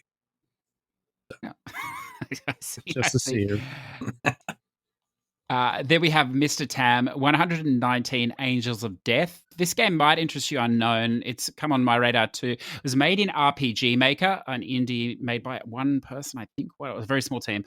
I like the anime and like this game too. The story and concept was pretty neat. The trophies were fun, like dying in every possible way, and the conversations the character had were interesting. In my opinion, Zador VP, he's banging the drum on the PS5. It's good to see somebody is number 509, Ratchet and Clank Rift Apart. It must have cost a fortune in euros, sir. Number 511, Legend of Mana. Well done, sir. I've got to ask, unknown, the last game you played on PS4 was Trials of Mana. Does this Legends of Mana interest you? I imagine it would be on Switch as well. I think it is. I'm a fan of JRPGs, and also I didn't play most of the Mana series when I was younger. I played one. It might have been Legends. I don't remember. I played one of them on like DS or something. I think it's just come out, this remake. Is it a remake or a Yes, it's a remake. Yep. Remake? Yeah, cool. Fantastic game too. Yeah, congratulations. So I'm sure that would be a long grind. And then I'm styling on your bro. There's a ton here, so we'll just shoot through quickly. PC Building Simulator. Loot Bros can shout this out, but only if they talk nicely about the simulator genre. Nearly 15K for this PC, and no, it can't play Crysis. PC Master Race. That sounds about right. 100% Taxi Driver, the simulation. Fair to say, all hail the Sultan of Simulation. Literally left 20 fucking seconds on the table because the first accident trophy popped when I didn't even hit anything. And then I thought it was running for 10 red lights. That's right. This is a bizarre trophy list. Like, it takes all of no time at all to get for some reason. But anyway, Bus Driver Simulator, probably the most boring game ever constructed. And he says here, what a pleasure it was. And he's the first platinum holder, because nobody else, Darrell, could be bothered to finish it. It's a bus driving game. And completion, Mountain Rescue Simulator. He loves these things. Good to rekindle the relationship with my favorite mountain rescue simulator. I dedicated this to my boy Reddy, to shout out to the wonderful Queensland gamer that also suffers from this simulation affliction. Treasure Hunter Simulator's recent game. On all systems. I never went from pure joy to sadness as fast as when I spied this list on Exophase, only to notice it was an Xbox achievement list. Fortunately, I got to relive the joy, minus the despair, when I detected it on PSNP. To most, this will appear to be fool's gold, but let me assure you, it's a diamond in the rough. This is without a doubt the hidden gem release of July 2021. We've got another Levi amongst us, I think. Yeah. And I shout out to you. I'm styling on you, bro. You're getting a hard run of it. All these games seem to be coming out on the X, so you probably should have bought one instead. And then Operation Tango, most unique co-op experience. This is the last one. A most unique co-op experience in the sense you actually need to communicate. It was fun throwing on a snazzy suit and engaging in some top secret international secret agent activities with me. The only minor downside of the game is that any time spent bullshitting results in zero progress. It is the problem with these co-op games, isn't it, Darrell? If you start talking before you start playing, you may never play. You just Yeah. And that is everyone. So if you're interested in a shout out, you can pop the pictures into the Loot Bros Discord. There is the easiest place rather than Facebook, and we'll get to it eventually. Yeah, Absolutely. I love this stuff. I love hearing what everybody's playing. And so, because we spend so much time each week talking about the trash that we're playing. And then you throw on a list like this, and it's like, man, this is completely different. Yeah, So- this was from basically the whole of June, that list. So, yeah, a little bit of catch up, but we're done. We're good. Very nice. Very nice. Tbyrd, did you want to take the questions this week, or you want me to do it? If you don't mind doing it this week, I don't have them pulled up. All right, here we go. Matt G writes in and says, time for a boss fight. Your boss wants you to work on your day off. Well, that doesn't work for you. Your only option is to slay your boss. You get to choose a video game sword to take them out. Which do you use? Is it the Master Sword, the Halo Energy Blade, or the Soul Edge? Starting with our guest, Unknown. What are you going to kill your boss with? Master Sword. Okay. Joe. Soul Edge.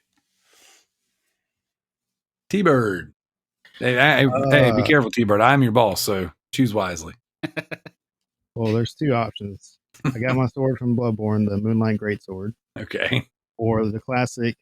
This is just our work joke. I ain't. I ain't. Oh my gosh. We had a guy at work who tried to fire one of the guys on the floor. And he was like, you get the F out of here. You get out of here. You're fired. And he looked him dead in the face and he was like, I ain't. Just didn't go. He just didn't leave. And he stayed there for like another year. Yeah, he did. It was the best. So, yeah. CJ, you're killing your boss. What you doing? Look, I'd have to go with the Nier Automata sword, that giant sword she carries around, because it's so big that not only would I knock my boss's head off, I could also knock my own off in the follow through. Be wonderful. There you go. I dig it. Well, I'm going to default to the Penetrator, because if I'm going down, you're going to remember me.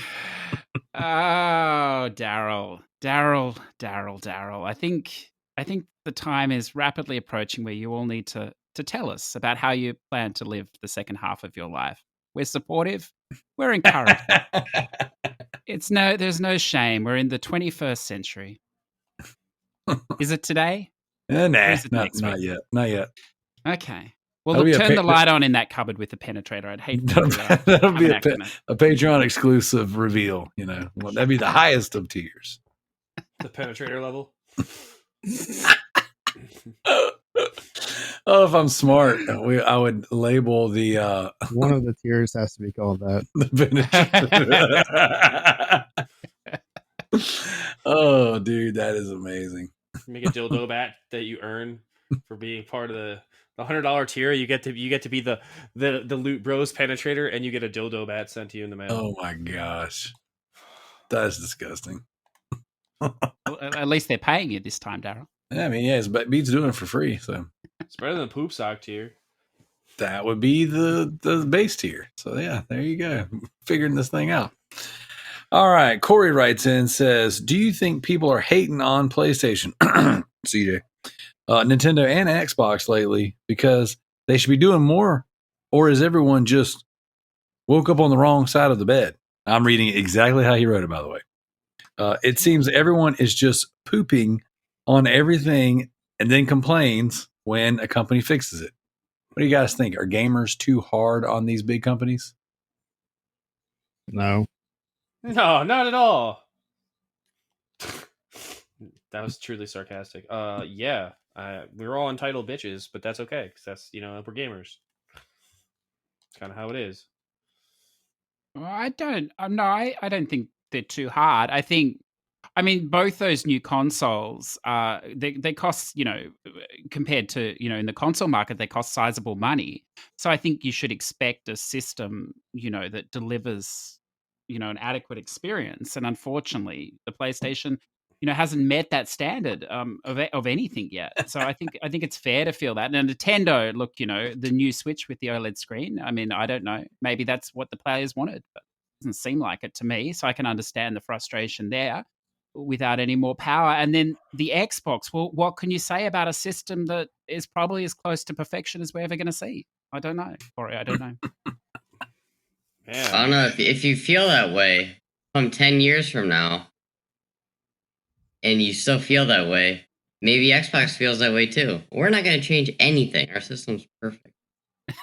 Well, and then it's just like running like a, I don't know, compared to dumpster fire compared to what Nintendo and Sony do. That's true. The biggest problem with Xbox, though, unknown, is that they're changing everything all the time because they're always reacting to everyone. And they can have a wonderful thing, but it doesn't mean it's still like that next week.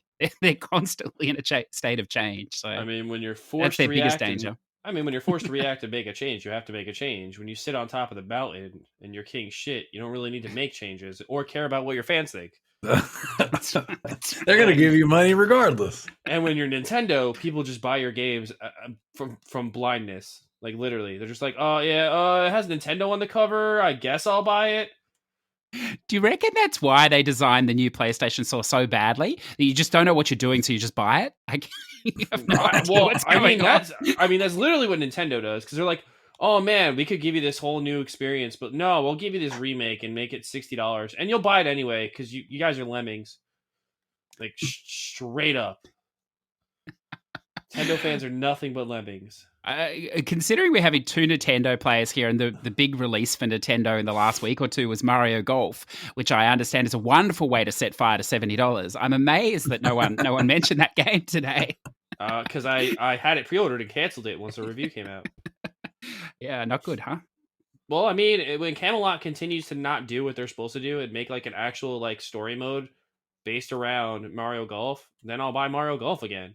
When they want to when Nintendo wants to keep shoehorning their mechanics into story modes, and that's all the story mode is, they're just going to keep not getting my money for sports games. It's just the way it is. I mean, I'm surprised they were even giving us a Mario Party with board games and like the ability to play them with people online.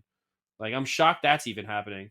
I literally during the direct, I was like, they could add this as DLC to the existing Mario Party, but they refuse to. Huh. Mm-hmm. Oh wait, they know we'll all buy it for $60. Smart move, Nintendo. I see you. Well, just don't buy it. But that's the problem.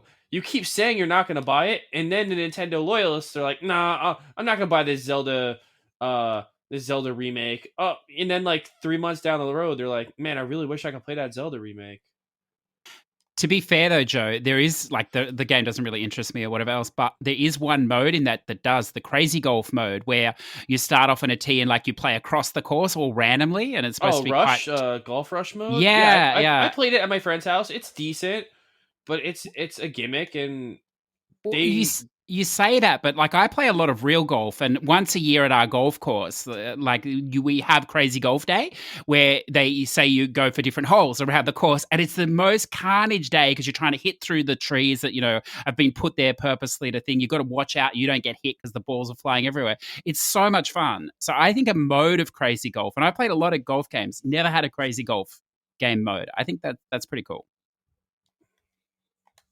I played what's that the team that created Burnout, they did that golf Dangerous Golf. That was cool. Not Outlaw, not the old one. I'm talking about Dangerous Golf, the one that came out on the PS4 and stuff. Yeah. I dabbled in that. It's fun for a few minutes, just blowing stuff up and making kitchens explode and stuff. That's pretty dope. I like the simplicity and hardcoreness of regular Mario Golf, and I think that they mastered it with the 3DS Mario Golf. It was absolutely amazing game to play. It had tournament mode. It had like you could play as any character you wanted to. This one literally makes you play as your Mii because your Mii gets so powerful that all the other characters are useless in that game. That's what all my friends have told me. Like, well, if you want to play golf, you got everybody's golf. I mean, you don't even need this. Well, that game's fantastic. I have that game. It's absolutely fantastic. As a certain person would say, it's a masterpiece. Played 15 minutes. I played like 4 of the 18 holes. Masterpiece. It's like an accurate description of what he would say. I love Levi. Oh, but I couldn't use a gun during my golf outing, so I had to give the game up. Well, I left my putter. You see, the problem was the golf game didn't tell me I needed a putter. So when I got on the green, all I had was my 9-iron. It's too much smashing the X button. I can't do that. Golf is like a hack and slash. It's not about a hack and slash.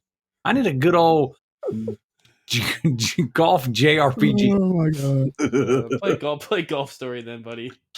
I got to talk to Levi today. It was the first time we talked in a while, and it was really good to hear from him. Shout out Levi. One day when you actually want to come on a real show. Ooh. Ouch. No, they need him. That's what's helping their community.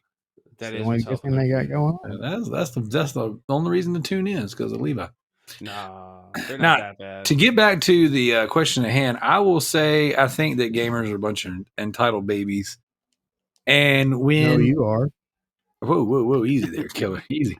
And here's the problem: when the hottest piece of electronics in the market today is just completely unbuyable. I don't blame you guys for complaining and crying. And then when you're stuck, with your OLED switches and your Xbox Series, you don't even know what they're called anymore. It's like, I get it. Like I can't relate because I'm a PS5 owner, but like all you other peasants that don't have PS5s, you can complain and you have the right to. It'd just be wonderful if you had something to play on it. Corey's follow-up question is also, second question, can I be a guest this episode? No. Just for recording it right now. No, I reached out to Corey and I invited him on the show. It's been a long time coming. I'm sure him and Kalai will have a blast together.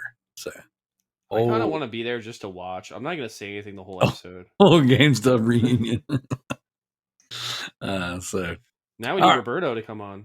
All right. Oh, I'm going to have to put a hard no on that one. All right.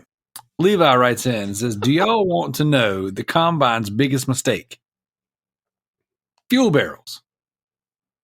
They stage far too many fuel barrels around their soldiers, allowing the free man to defeat them. Do you disagree? Is this supposed to be a Half-Life reference? I'm pretty sure this is a Half-Life reference. Sounds like something Joe Biden would say. I don't understand at all. Come on, man. You know the thing, man. Come on. Corn pop. Corn pop. You're a dog-faced pony soldier. You That duty was the thing he face. did say. You duty face. Chocolate chip ice cream. Yes, the barrels are a problem. They should have never put all those barrels out there. I'll be honest, I don't even remember what part of that game, what part of Half-Life that was in. Like I don't even remember who the Combines are. It's been so long since I played that game. It's the greatest game ever. Don't diss Levi. Don't diss Levi like that. Hey man, I'm not saying it's not. I loved Half-Life back in the day when I played them. I just have not I haven't played those games in so long. If they would put them on the PS5, I'd play them again. How insane is it that PC people like still talk about those games like they're the greatest games ever, and they're like a million years old at this point? It's because That they tells haven't you the got state any. of PC gaming. They hadn't got any games since Half-Life. I haven't played that game, and I don't really want to. You should No, I don't want to.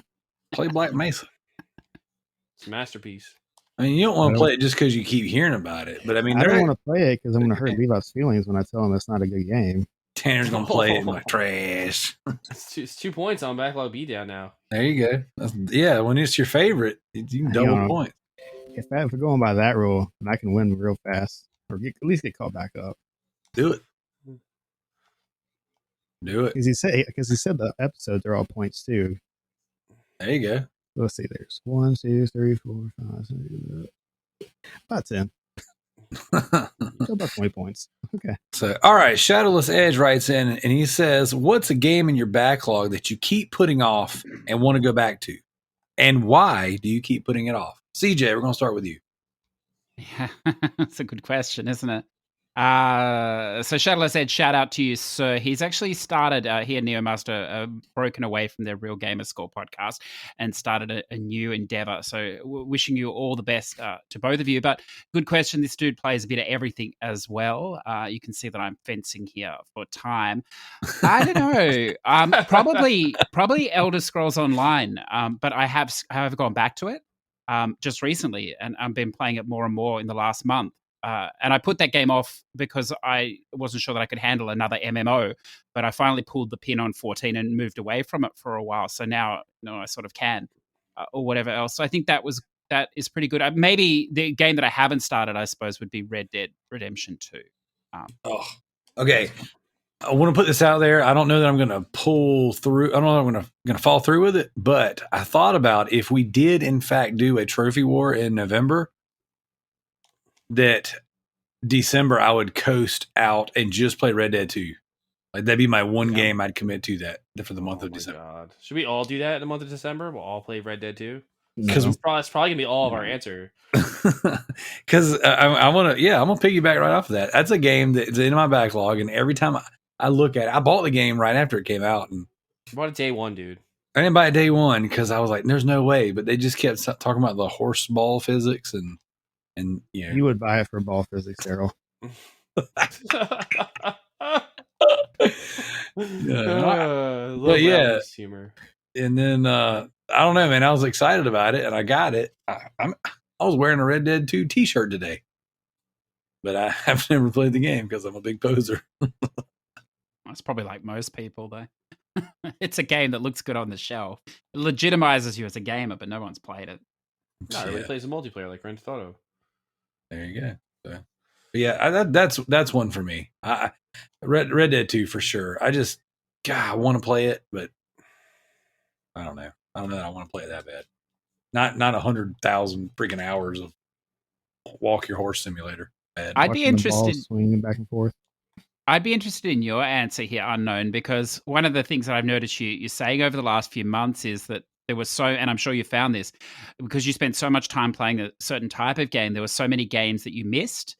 So you must have a good list of things that you really want to get into. I'm sure you've done some already, but just so much. Like I don't know. I don't even know where to begin. I mean, that's the thing too. Is even PlayStation games. It's like because I was so hyper focused on the leaderboard, I couldn't play anything that was 100 hours to plat anymore because you would just drop immensely because you could earn 200 plats in that time. So yeah. So it also became the point where it just didn't even matter if you played it on your 100-hour game on PlayStation or just played some other game because it wouldn't affect your rank at all. So I don't want to trigger you at all, but how many platinums did you end up with at the end? 2,300. Oh my god! And that was before the final year, or before this. I haven't earned a trophy in the last 9 months, and I think things have gotten worse. Yes, they've got worse. So, there was a time back in the day, I will say, because I started trophy hunting 2011 or 2011, I think it was. And fast plats were about 15 hours, like must plays to do things on the leaderboard. And this is also one of the things that I think turned me off about trophies in the end was all these super fast plats are seconds long. It's like I remember spending 40 hours playing Boot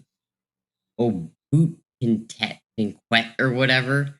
And just throwing it's basically like lawn bowling and just playing that for 40 hours because it was an easy plat to do. So I don't know. It just the whole system kind of just broke for me. And I know a lot of people are new to the game essentially. So that's kind of all they know in the last few years. But I'd say maybe like 6 years ago, even still, it was. I mean, yeah, there were a few really short VNs, but for the most part, it was not anywhere near like it is today. Stack wise, also too, not nearly as many. Can I ask you a question about visual novels in particular? Because, for a long time I skipped them as well. And then in the last 2 years or so, I started reading some of them, and it's turned into one of my favorite genres. But I had a friend before I sort of knew you, an Australian that was very high ranked, Tbyrd, and he was ranked like number 2 or something in Australia at the time.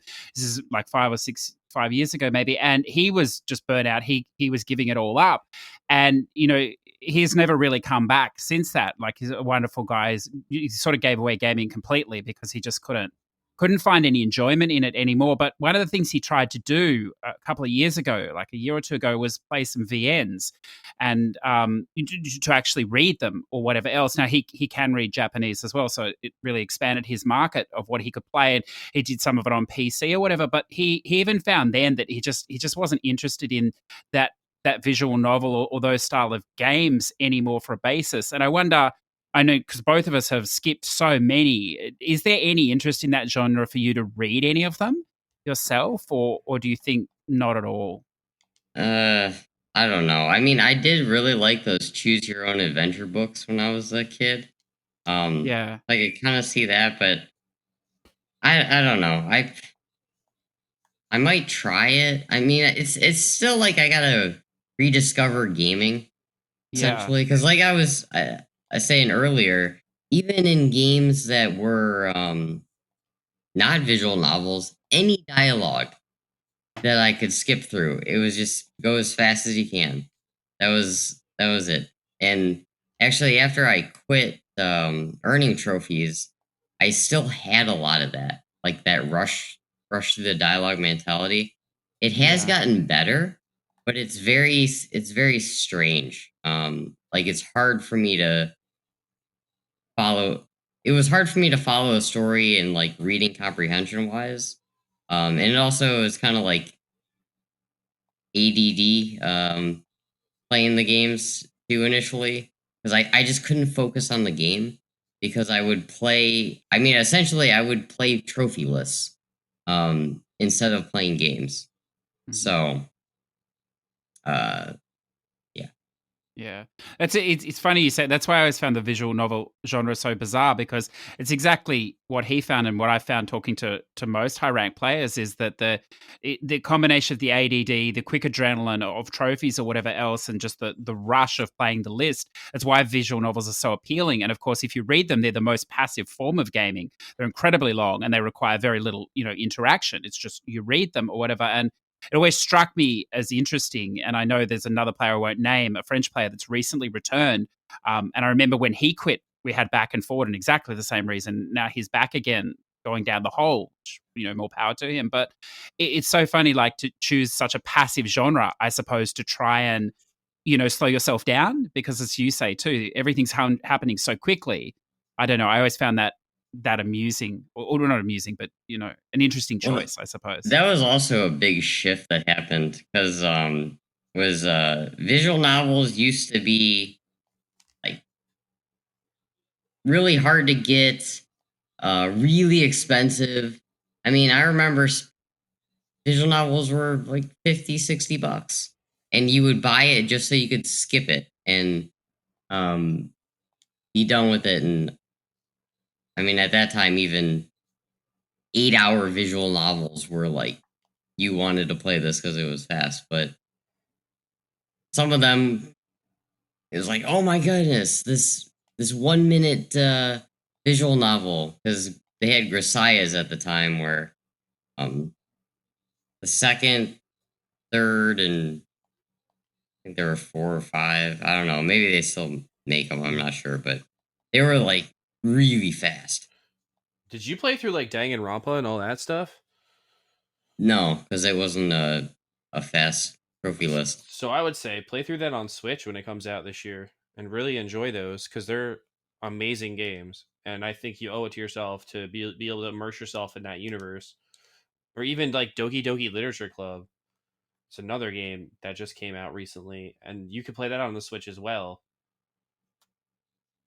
Yeah, I mean, I intend on playing some of that sort of stuff. I did play when I first started earning trophies. I wasn't doing it like I didn't even really look at the leaderboards or anything, and I did remember platining and fully reading Virtue's Last Reward. Um, but and I did really like that one. Mm.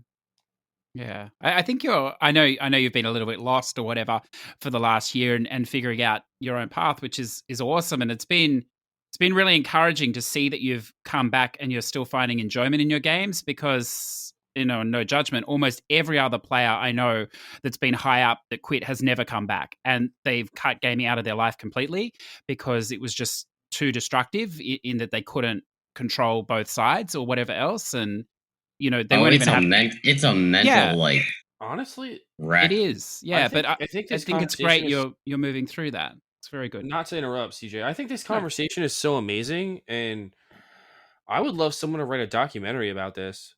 Like seriously, I was actually thinking about that. I would love to sit and listen to you guys talk about what this has done to your psyche and your life and your ability to enjoy something that started as a hobby and then became an obsession.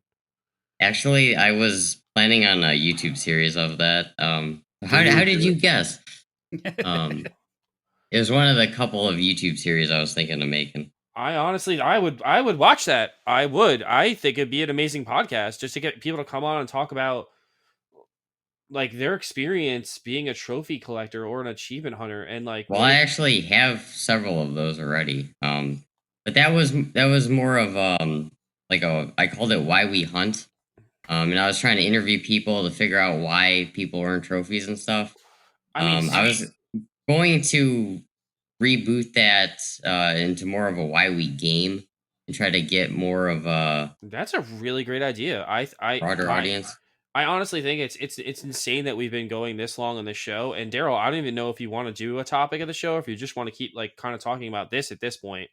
Like this is such an amazing conversation we're having with you, Unknown, and it's really really great to hear your story and how you got so burnt out from something that you found such like, and like scientifically, like we get a dopamine kick every time we get a trophy, and that's what brings us back. It's Oh, that I was not anymore. Like it was just basically get the trophy onto the next one.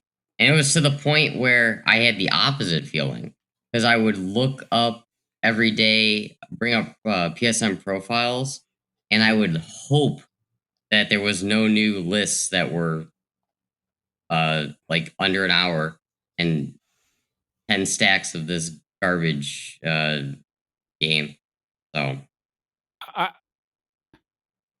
I was just going to say, I think it's interesting, Joe. It's particularly interesting with Unknown because, and you'll probably laugh at this, Unknown. I did at the time, but I can definitely see it now. This Australian, high ranked player before or whatever, and he's very, he runs his own business, successful, very successful business, very successful family life, and everything else. And I remember him when he was getting out, he'd send me a message every day and go, "Oh yes, I didn't look at PSN profiles today. This is a win," And I was like, yeah, and people that don't, and the funny thing, Joe, is like it's a really fine line, I think, because you don't realize maybe that it's taking over your gaming until it's happened, and then it's I can see like as you say, Unknown, there's just no fun in it at all, and that's usually where people stop, and they stop completely. It's rare for people that have done a lot of hardcore gaming. When they go out, they usually go out and they're maybe embarrassed or they feel bad about themselves or what they've done with their time, their life. They don't talk about it, or if they talk about it, they'll talk about it privately one-on-one, but they would never feel comfortable about talking about it out aloud. And it's an interesting, I mean, it's a cautionary tale for sure. I'm sure you'd agree, Unknown. But the more interesting part about it is not that it happened to you, because it happens to a lot of people. A lot of gamers are in this position. But the more interesting part is that you're sort of moving through it, I think, and you can still find enjoyment in games. And I know that sounds crazy, but for a lot of these people, I'm can't. also trying to like I said, rediscover gaming essentially. And it's because I mean I can understand too. Is like part of it was like this feels like meaningless now. But like why am I playing this when I could do something like I don't know, earn a master's degree or something like that? Or I mean, at a point in time, it felt super productive to me to climb the leaderboards and earn these trophies as fast as possible.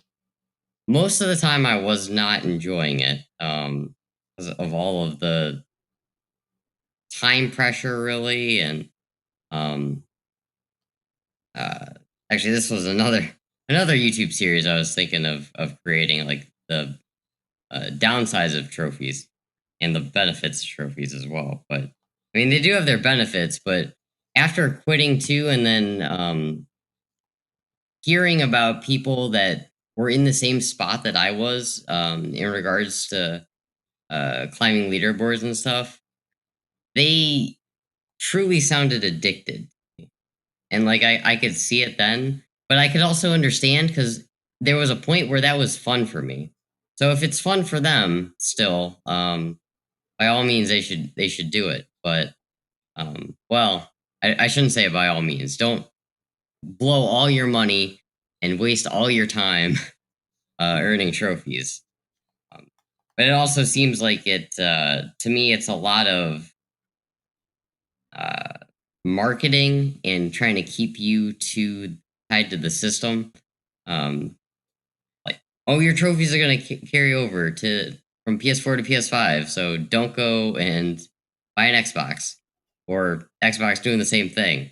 Um, and then, as you are, I'm sure, well aware, these developers are trying to make a quick buck by hacking on a trophy list that takes you 2 seconds to do. So I want to jump in on this, and I agree, Joe. I think that we've got a good conversation going, and we'll just kind of ride with it.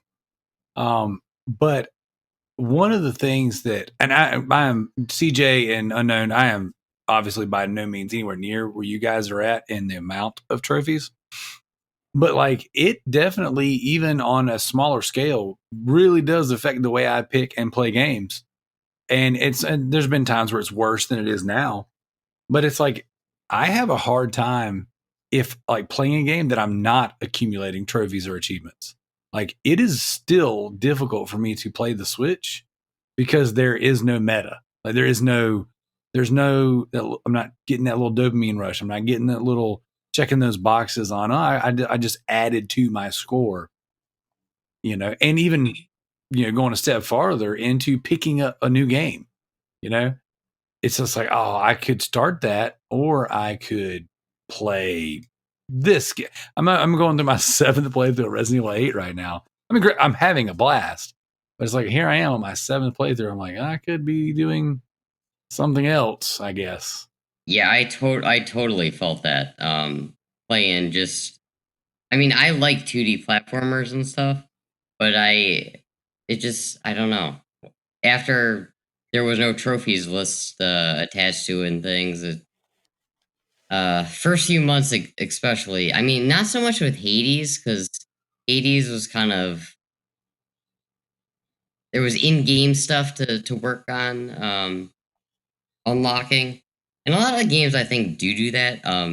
Not so much Nintendo ones, but where there's certain in-game, I guess you could say, kind of checklists, like collect all the items, fill out this curio cabinet, level them up, and whatnot. But I don't know how to state this. I know what I'm thinking, but I'm having trouble putting it in words. I just throw it out there, man.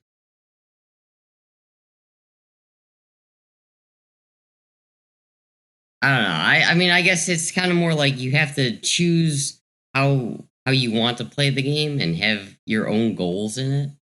And then do that. If that makes sense. No, it makes total sense. I always felt like playing a Nintendo game to me the completionist was just getting 100% on like the save file or whatever was deemed getting everything in the game. I know for Breath of the Wild, that's a very daunting task. And I have friends who have all 900 Korok seeds. I have friends who have upgraded every item in the game, but they love the game. And I feel like that's like the difference between like trophy collectors and like completionists. Like, I don't know if you're familiar, Unknown, with like Gerard Khalil. He's the completionist on YouTube, and he completes a game every week. Like he 100% a Yeah. game every week, and that's what he does. And the guy's insane. And I've met him in person. I've had conversations with him, and the one like when we would talk on like candidly on Facebook Messenger, we would talk about Hyrule Warriors because we were both playing it together, or both playing it at the same time. And he would tell me about how that game took so much out of him because it was a 1,000-hour grind. And he's like, I don't know if I can ever play a game like this again on the show because it just took so much out of him.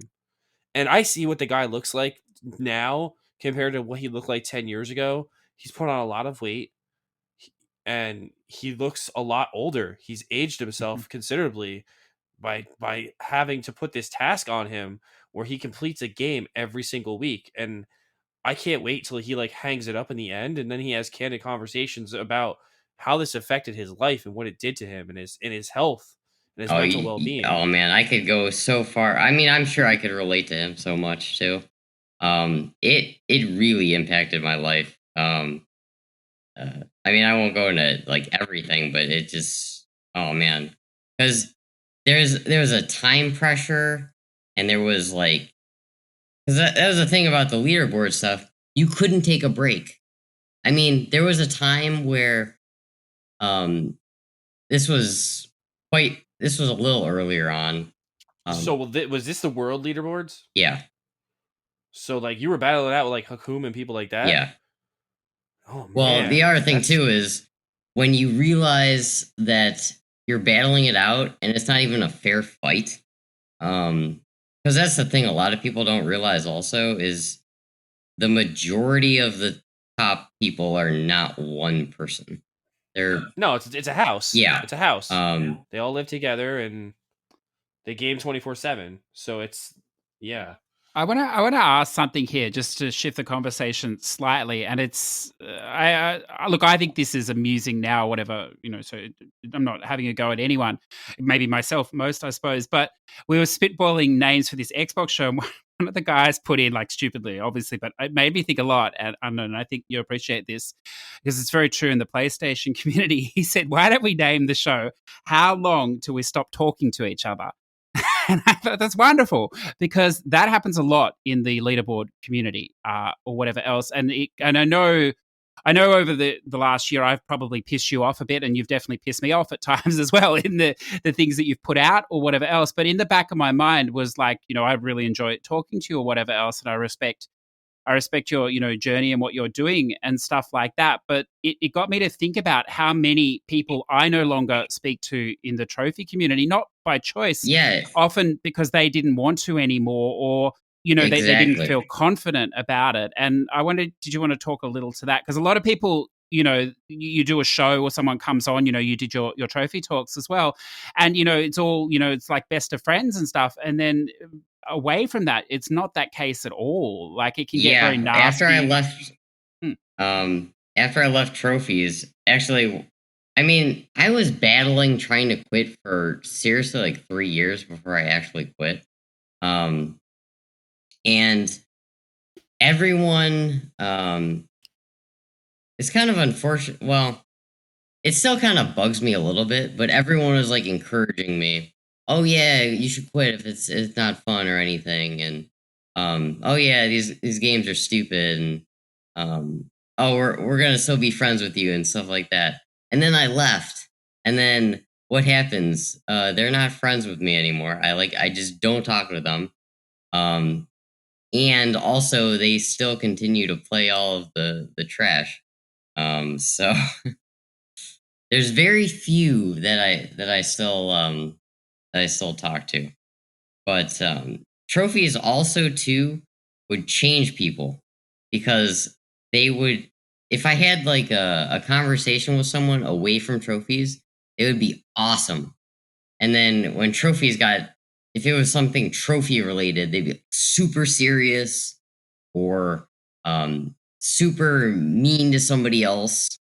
I'm not saying this is like all the time, but in my experience with dealing with like even some of the people on the top of the leaderboard, and it kind of affected me too. It made me a very negative person at times, as I'm sure CJ knows from some of the stuff I would tweet and things of that nature. I'm sure it goes Some of both the ways. rants I would go on. And that was another reason I quit. It was making me a negative person, and I really don't like being a negative person. That's so totally not me, and I felt bad about it. And it would be like after I would log off or something, I would be like, "Oh man, that probably came across absolutely terribly." And CJ, you used to watch me stream too. I hear I was pretty negative during those streams when I was trying to quit. One of the things, like, I don't know where we are in this conversation, so Darrell, by all means, step in whenever. But one of the things, and this is a tough one to talk about, but I think you'd be happy to or open to. I definitely am. Is that there's a lot of unhappiness in gamers, and I know this is a very difficult area to tread or whatever. In it spills over from their life, and it comes into maybe low self-esteem or whatever else, and they really see themselves behind maybe a greater version of themselves behind their tag or whatever else, and whatever else, the lack of confidence perhaps and things like this. And there is so much inherent negativity, I suppose, already in the hobby, that I've always thought, and it's something that I see in you too, that it's really important that the people that can rise above that and put out positivity, and there are a lot of those people, but unfortunately not anywhere near as many as there are gamers. This is negative. Yeah, they really have almost a duty, and I know that's not fair, but in a way to create some sort of positivity, because you don't know who's listening, you don't know their life situation, and like there's always things in our lives going on as well, but at the end of the day, there are, some people that are really struggling with different things, and there are a lot of them in this community, unfortunately. And I don't know, that's how I've always seen. Again, I think this is why you're heading in this direction, which I think is wonderful. And I know you're not sure what you're trying to do. And well, that's actually kind of one of the directions I was trying to head. Share my story a little bit and teach people the lessons I've learned through this. And yeah, spread some positivity, as opposed to negative stuff. And as you were saying before, how the gamer tag and stuff kind of defines you. I definitely felt that way, because I would feel like, hey, you know what? I'm number 3 in the world, and like even now, there's moments where I'll just be out in some public place that has tons of people. And this goes along with, I guess, some of the PTSD sort of stuff. And I just think, man, there's so many people in the world, and I was number 3 at something. Why did I quit? Maybe I shouldn't have. Well, that actually brings me where I want to take this conversation, because I kind of want to know what are the benefits of climbing the leaderboards. Like, it's a rat race and people devote their lives to it. But it's like, what is the benefit for someone to devote that kind of time and money and energy into it? Well, I think, I guess I didn't really have too much else going on in my life. My life kind of wasn't the greatest of situations. And then that was something where it was like I could focus my attention on and I don't know, strive for, I guess. And then I didn't get like a ton of money from doing it or anything like that. Now granted, I didn't like push YouTube videos or anything like that really hard. Now people, I'm assuming like now more people stream and stuff, but I don't know how many actually watch like the majority of people playing a bunch of just trash games for trophies. So I guess I made a little bit streaming, but we're talking like $100 every 4 months or something like that. So, um, So, so I guess it was really strictly just you were in it for I don't want to say the thrill of the competition because it sounds like it was driving you mad, but I mean the actual just the strive to stay up top. well, once you get up top, then it's a completely different situation where it was fun to climb it. And then at the top, you're kind of just, you can't really go really anywhere super fast. Because I remember I did have a lot of fun back in the day where it'd be like, oh, I just got to get a couple more trophies and I can go up a rank. But then at the top, it's just more of, all right, well, now I got to play this because the person below me is going to play this. And then they're going to pass me. And if I don't play it because it's only a half hour and I got to do it 8 times because they're going to do it 8 times. And it just, and then you had to do it so fast too because there was a time pressure. And as we were discussing before, when it's multiple people doing it, it's not even as big of a deal for them because they only got to do it like one of the 8 times, if any, or whatnot. But So yeah, what, I think that was part of it too. Was at a point it was just maintaining it, and there wasn't any fun in climbing leaderboards because I wasn't climbing. Because at the top it was like many levels would separate people. So yeah. Well, so what is I'm trying to think about the best way to frame this. Financially, that is a huge investment. So like if you were to estimate what it would take monetarily for a year to really move up, like what are we looking at, you know what I'm saying, investment wise to even participate in being in the top 10? at this point, well, I don't know how much I should go into this, but not very much money if you have a lot of connections and know the right people. Because I mean, most of the people up there. I mean, I actually did I had another YouTube series about this about Truths from the Top, unfair advantages and things like that people up there have. And one of them is a lot of people just. I mean, feel free to cut this out if you want, but a lot of people game share and stuff. Yeah, And that's a pretty common so consensus with a lot of stuff. I mean, there's just multiple groups of people just doing that. There's entire websites dedicated to like setting up, you know, game share.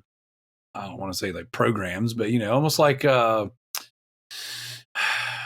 a word I'm looking for, but like what is it when everybody goes and kind of buys the cow together and you portion it up? Like same thing with vegetation, like a cooperative or something. Yeah, like a co-op. Yeah, that's exactly what.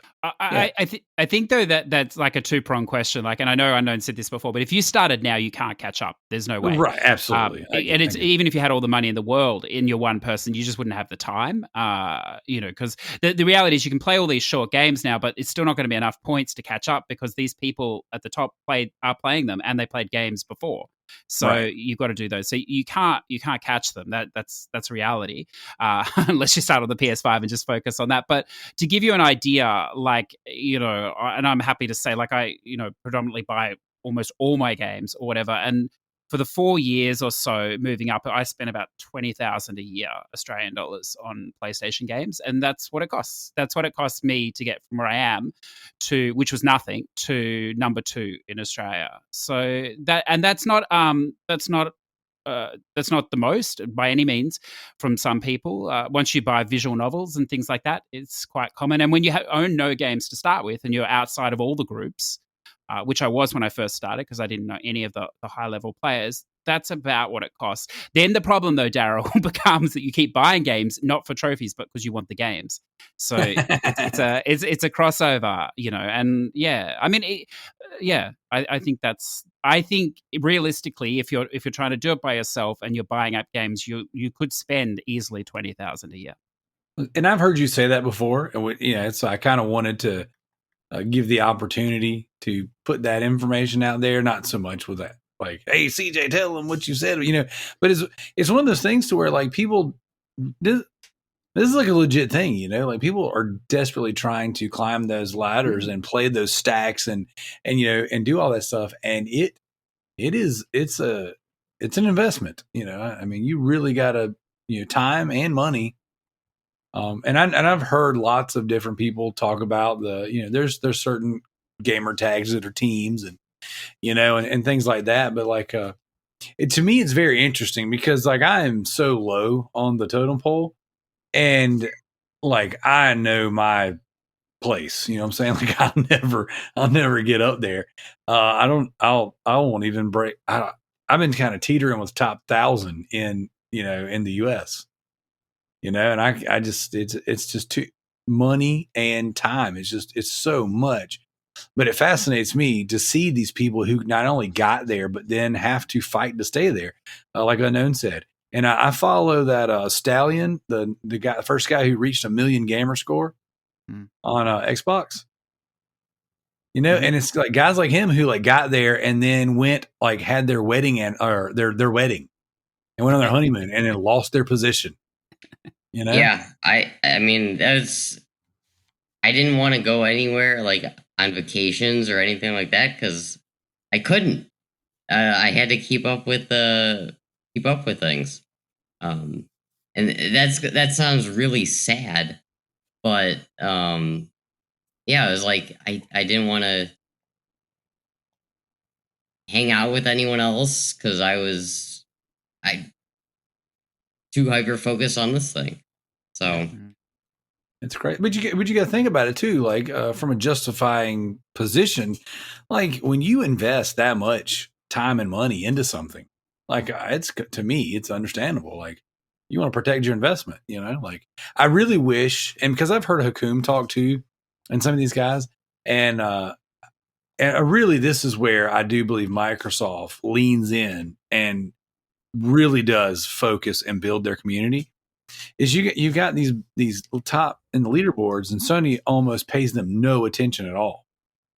Whereas you got this guy Stallion who broke the first 1 million gamer score, has Xbox Live for life, gets featured and talked about by Microsoft, and they, he has a very successful YouTube stream setup, in business or whatever, and he gets to be Stallion, and do his thing. And it seems like he's doing very well for himself. And it's one of those things that that's kind of how let me back up. So I am friends with the guys from the Trophy Horse. And at the time that I discovered the Trophy Horse, there was nothing else like it, or at least that I was aware of. There were no other trophy focused podcasts. There were no other like groups of people that I was aware of that were really talking about trophies and things like that. That's where I learned you could auto pop, trophies that you already completed one list and get the other. That's where I learned that there were such things as stacks and stuff like that, and those were the only people. And then CJ comes on, and he's a guest on the Trophy Horse once, and then you guys by the time I heard CJ on there, you were on your second episode of your podcast, Push to Plat.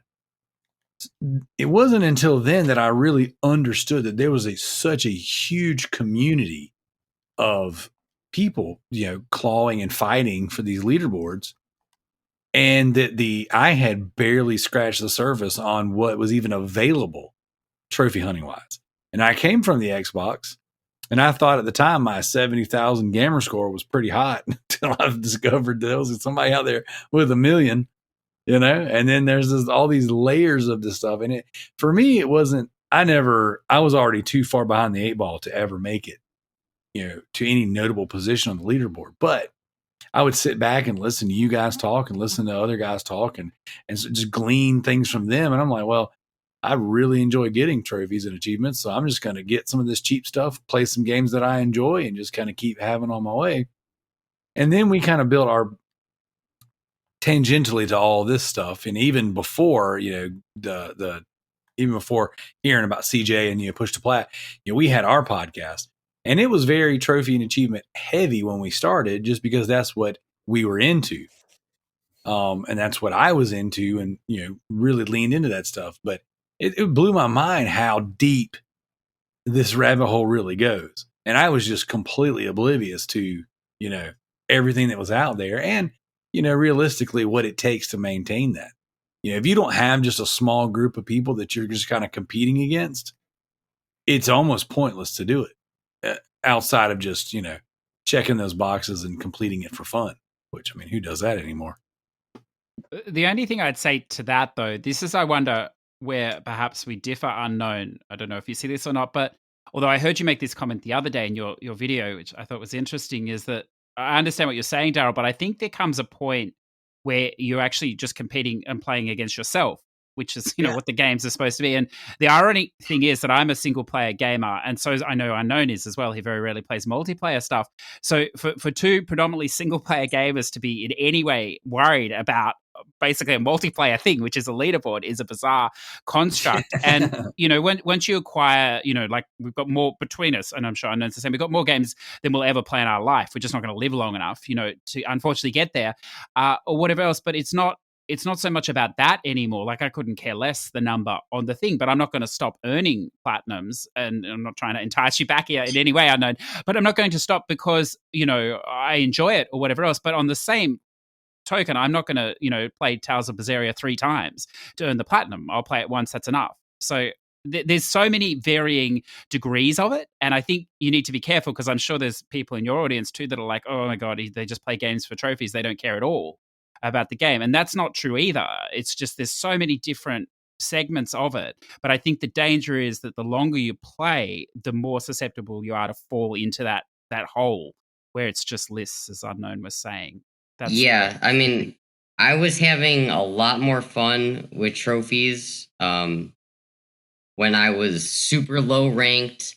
I didn't care about the leaderboard, and I just wanted to fill out the trophy list and stuff.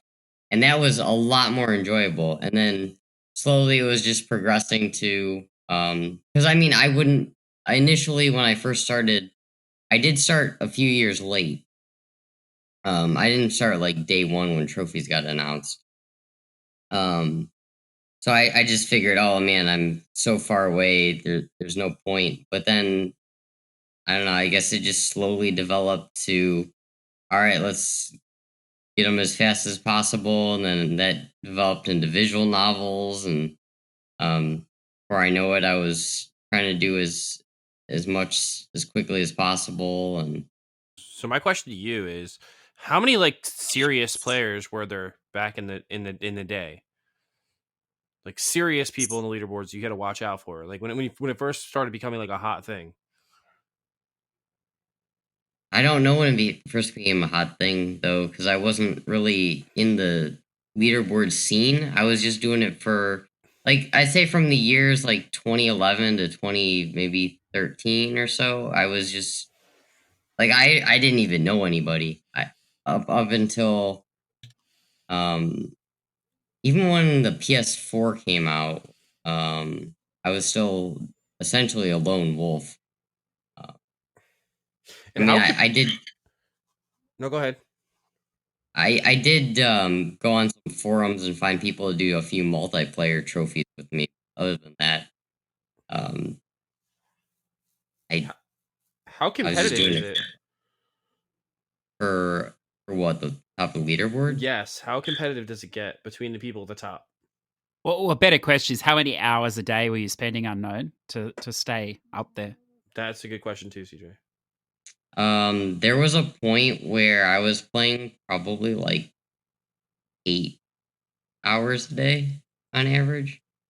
Not so much in the last few years, because actually that was kind of it was easier to maintain last few years, and I only had to devote a couple hours. But at the same time, I also had a full-time job at that point. Because when I was able to play 8 hours a day, I mean, I was in college and things. So I had a lot more time. But other than that, it was probably 3 hours in the end, which doesn't sound like much, but when you put that to every day on top of your job, and it's like even if you're tired, you still gotta earn the trophies, and yeah, Well, essentially, it becomes your second job. yeah, and a job you don't get paid to do unless you're apparently an Xbox player.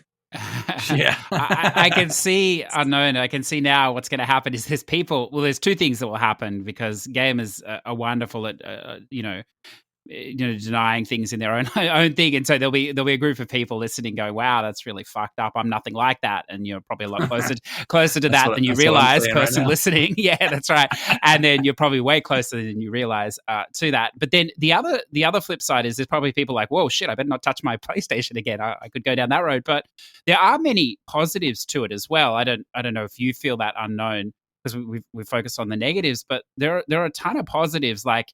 You can meet, there are some really wonderful people at the top, unknown as well, but, content creators and things as well. There are many that are not, but there are, there are many. And one of the biggest advantages of it, and I don't know, this is something that I grate my teeth with, is whenever you listen to an IGN podcast, when you listen to any podcast, there's a good chance you've already played that game or you've played enough to have an opinion about it. And you start to realize that it's difficult to listen to people talk because your knowledge of games is so wide as well. And I think it's not a negative at all. I think it's a wonderful thing because, yes, you play maybe, 30 or 40 dreadful games that you would never have touched. But within those 30 or 40, you might find one that you really, really like that you would never have touched. And it doesn't have to be AAA. It could have been a 10-minute thing or an hour thing, 5 hours. It doesn't matter the length. It's just the exposure you get. The thing, though, too, is, and this happened to me, my opinion of a good game is so skewed. Mhm. Like, and I got this interviewing people too, where not even just interviewed, but people would say, "Oh, I had fun with that Ratalaika game that," and then it'd be like, "Did you really have fun with it? Did you find it really fun, or was it just because fun for the 10 minutes you needed to play it, and it wasn't abysmal?" You know, so uh, I mean, I would find, I guess, some of them quote unquote fun, or more fun than others. But I don't know. It really skewed my perception of what a good game was. I like to look at it like this. You play a whole bunch of 10-minute trash games. Then you put in something of real quality and substance, and you're like, wow, this is a masterpiece. But just but the problem is that I was finding, trying to do that, was I had to get all that other stuff done. It was like a daily chore. All right, well, I have to get all that other stuff done so that I can play this game that I really want to play. I just don't have the time for it. And yeah. I can totally see where that would just ruin the whole hobby for you. I mean, I can see it. Well, the other thing too was I was keeping the 100%, and that tacked on. Not only did I have to look at the trophy list to see what was easy, and to see what was like going to be super time consuming and whatnot, but I also had to make sure all the trophies were achievable. I had to not play certain games because I knew DLC would come, and who knows what that DLC was going to entail. Maybe it was a 1,000-hour multiplayer grind, which I don't want to do. And so there was that aspect, and then there was also the, oh shoot, I started this game, it's really terrible, I earned a trophy, I have to finish it now. I've got to ask you this before we wrap up. Unknown, I'd be remiss if I didn't, because I find this hilarious. But I don't want to trigger you here, although this potentially is a triggering question, but your profile is wonderful now because there's a certain number of unknown trophies. I won't say the number because it may trigger you, but from games. No, I know. There's there's multiple games. That was the thing too. Just absolutely dumbest games would get DLC. That's what I want to ask, because some of them, it's wonderful because I can see like there's games like 2 years old now that got DLC recently, like this bizarre stuff happening. But one of the funny things that I see, and it cracks me up every time, and I'm general opinions, of course, here from everyone, but people that get on there and they're like, why does this game have DLC? I don't want any more DLC. It's like 2 years later, it's free DLC. Like, don't give me any more content. And I just, because I'm not a completionist, obviously, but I'm just like, this is ridiculous. Like, they're giving you free shit. You know, you don't have to partake in it. Well, I suppose OCD, you have to. But, you know, I find that amusing. Now that you're sort of outside of it, can you see the funny side of that yet or not? I see the side of it's good that, that was the other thing too. I would have to purchase the DLC so that I could get the trophies, even if I didn't want to play the DLC. At least now, if a game gets DLC that I'm playing, it's like, well, I don't really care enough to go back to the game. But I would have to, even if it was $15 for a 1 minute DLC or something. Like some really dumb thing you had to do with it. And then there'd be games like Minecraft. Just come out with, those are the worst. It would just come out with DLC trophies like every couple months at a point. Still doing it too. They've started like a second. There's like 15 DLCs for that game. But this is what I find hilarious. Like, you know, Minecraft, so people enjoying the game, or it's a free content pack or whatever, because they're all free, those updates. And so you're getting more game and you're playing. And I have a friend, Sarah, who loves that game. Like, he spent thousands of hours, built worlds. He's got trophy world, but he just plays the game for the game too. And he walks people through. He loves showing people the game, all this sort of stuff.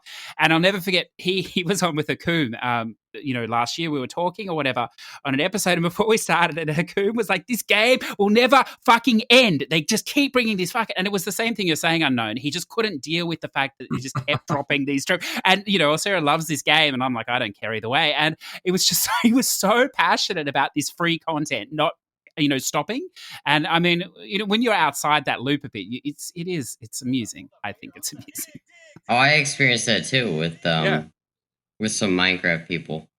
Yeah, that's a perfect example, that game. Yeah. It is, and the truth is, and it's so cool because like my kids and my nephew, they are so deep into Minecraft, man, and I've platinumed it 3 times. I've done the PS3, the PS4, and the PS Vita versions, and I did them as a way. I did them. I just played the game with my kids, and then I was like, "There's no story," so our story became the adventure to get the trophies, which turned into one of the most amazing gaming experiences I've ever had. Like, it was just, my kids and I had so much fun doing this. And then, you know, we spent hundreds of hours on Xbox playing. That's where we initially started. And then we started over, you know, on the PlayStation. And then from there, I played on the Vita by myself. You know, I was like, I had gotten to where I quite enjoyed it. And I created a world that had like a lot of the grinding stuff that I didn't enjoy done, or at least set up so I could do it. And I transferred that world over to the Vita, knocked it out, and then just enjoyed the game. And Minecraft's one of those things to where I'm pretty far removed from it now. And it's kind of like its 15th DLC pack. And then my nephew will come over and my kids are like doing all this stuff. And I'm like, I can't. And so, there's so many new enemies.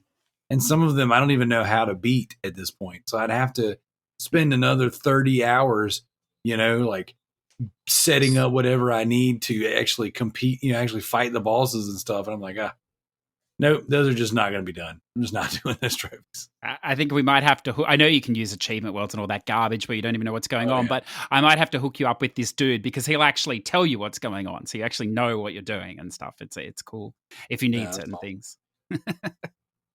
That's awesome. So yeah, I can totally see how that one would just wreck a completionist. Because if you didn't, because that's just like you have to relive that whole thing every couple months where they drop some new stuff. So Well, I think we're winding up, but I want to let's throw out something fun. Unknown, you and I and everybody on this panel has played a lot of shit games in the past. I've got to ask you, while I have this opportunity, what is and we're not shitting on developers. They made shitty games if they get named here. What is the worst thing you've played for trophies? I've got a good one. I don't even know. There's so much. A smattering, if you prefer. Whatever comes to mind. I'll put one out in case you steal it from me. The Hajwalla, or however you say that. The Hajwalla Arab Drift, yeah. That was something special. That was bad. Road Bustle was pretty bad. I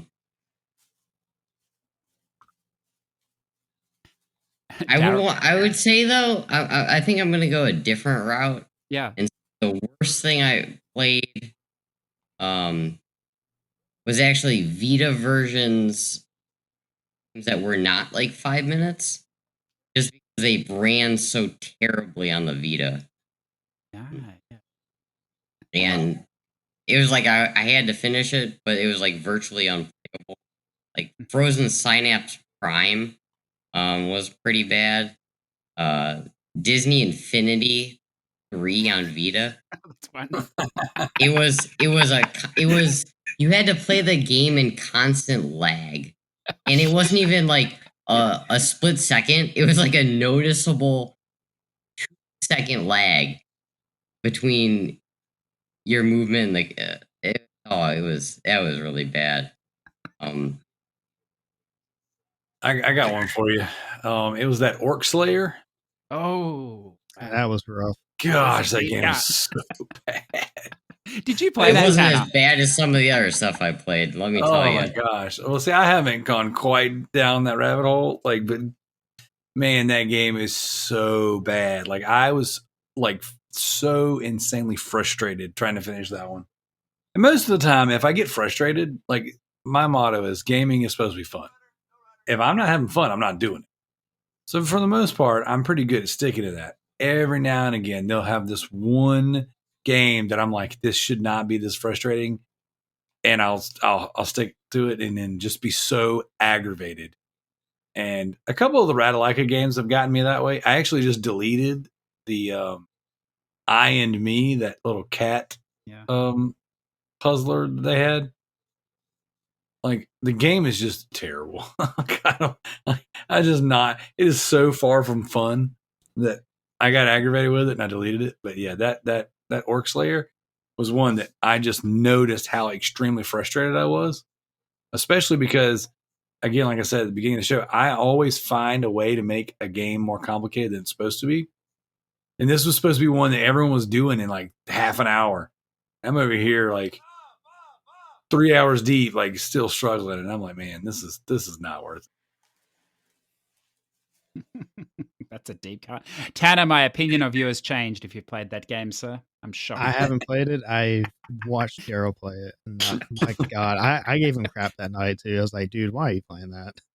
Well, Darrell, not to make things worse for you, but I actually played it twice. It has a stack, so maybe you need to get on that stack. No. Do it, Darrell. Do it. I actually just started dabbling in stacks. Okay. So before we go, I've actually had some hard and fast rules for trophy hunting, and stacks was like for the longest time. Once I found out stacks existed, I was like, no, I'm never doing that. I'm not doing it. I may or may not have like 15 like European stacks now, but like at the time I was like, no, I'm not doing it. And then the visual novels. I was not going to do visual novels. And I've done one or two, but for the most part, I stay away from visual novels. The whole concept of playing through them like with a path and then setting save points and reloading the save points, I don't enjoy that. I don't enjoy the process of it. And the trophy pop is not. It doesn't. It's just not quite enough for me. So I can understand. Yeah. Now I do stack. Okay, like I guess I should clarify. For the longest time, region stacks were against. I wasn't a big region stack. Now I'll do some region stacks, but I would stack a game like I would play like a PS3, PS4, PS Vita version of a game in a heartbeat. And I would, if I really enjoy a game, I'll play the Xbox version, I'll play the PlayStation version, I'll play the PC version. Like there's some games that I look forward to revisiting and re-getting trophies and achievements for just because I really enjoy the game. And I'm really bad about like once I platinum 100% a game or get all the trophies that I feel like those are the ones I want. I don't want to do the grindy stuff that's going to make the game unfun. Then I tend to I'll look for another version of it just so that I can play it again. Which, it is a problem. It's not as bad as it could be, I guess, but that doesn't excuse the fact that sometimes I let trophies and achievements dictate whether or not I play at all. And of course, what I play.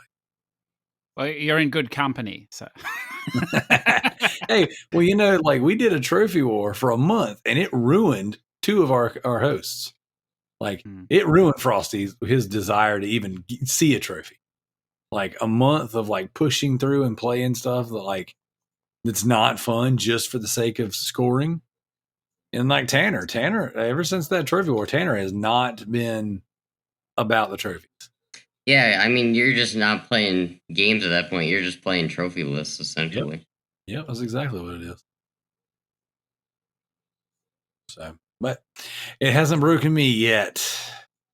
Although, I don't know. It sounds like you're slowly sinking into that rabbit hole there. Well, I've tried to. I'm not going to do this. Couple months later, I guess there were a few stacks that. It took me. I did one or two VMs. I'm not gonna try meth. Okay. So this is what got me to break my rule on the stacks, on the region stacks. Resident Evil slide. Oh, jeez. I couldn't get that I couldn't get it in the North American store. So I was like, because I already platinumed it. Right? They took it off. Well, no, I guess I don't know. Originally, there was that 1,000. 1,000 top rated. Yeah, 1,000 top rated. Then they took it down because the developer was advertising, a super fast plat, and then they just put like the exact same game on there. But they didn't advertise it. But now that's like a thing. Yeah. Yeah. There's a separate market. It's insane how in like a few years that's turned into its own like market. Yeah. So I want to capitalize on that too. Like I've actually downloaded Unity and I've kind of dabbled with some of the tutorials because I had this idea on a game that was solely about just pimping my music and popping easy trophies and achievements. So white boys with attitude. Essentially, yes. And then when CJ had them on his show, I was like, holy crap, these guys actually did what I want to do, but way better than I ever could. So I quit. It's funny you mentioned that game because, well, back to that 1,000 top rated, but that lasted less than a day on the EU store. I think, a matter of hours before it was pulled or something like this. And I'll never forget at that time, I was playing a lot with a UK gamer and an American gamer. And almost every night, this is years ago, we were in a party chat or something playing. And I saw it that day on the store and I picked it up. And then later in the day, it was gone. And the messaging, it shows you the mind, I suppose. But it's just, who got the game? It's been delisted. And, everyone got it because it was like 50 cents or something in the group. Got to get this game. And now and I'm sure no one can attest to this, the funny thing is, I still to this day occasionally get random messages from people. Do you have 1,000 top rated? Could you do it for me? Or could you give me the account? Because everybody wants those really short games. But of course, they've been delisted. So nobody can get them anymore. And it's hilarious. It's great to see that game still has a longevity.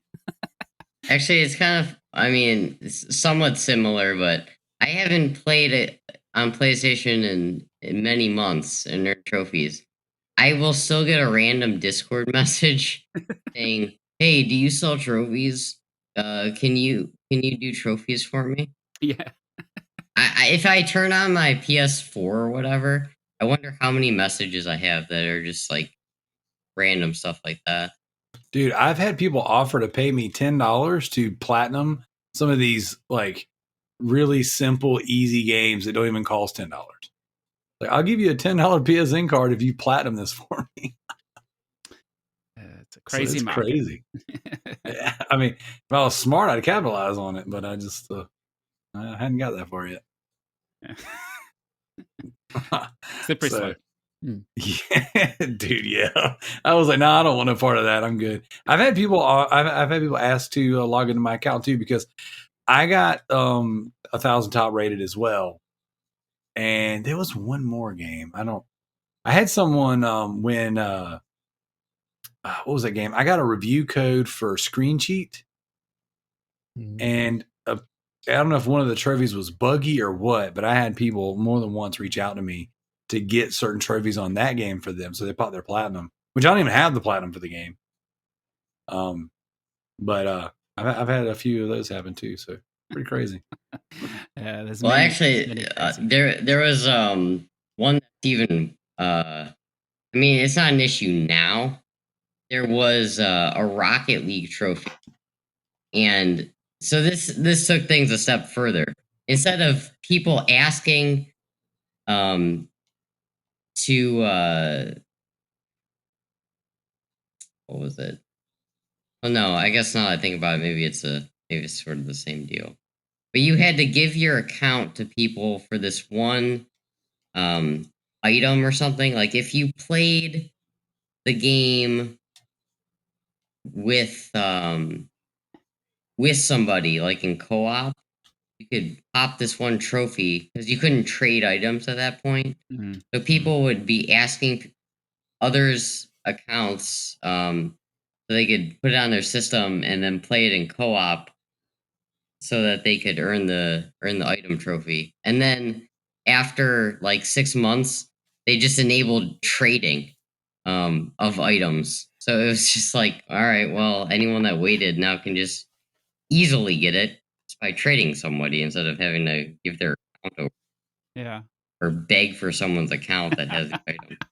But that's opening a real can of worms, and I can say this because I don't have this trophy, so I didn't obviously do this. But Darrell, the what you want to be in the community is not the person with the rare games. You want to have that rare skill, and I'm thinking of Mr. Flappy Goat. I won't actually say his real name, but he's known as Yeah. Mr. Flappy Goat. Now, I don't have that trophy, so I never use the Flappy Goat service, but a lot of people I know have, and you would be surprised how much he charges to knock out that trophy. He can do it like in 10 seconds flat. He's a master, but Mr. Flappy that Goat trophy is well was known terrible. in the community.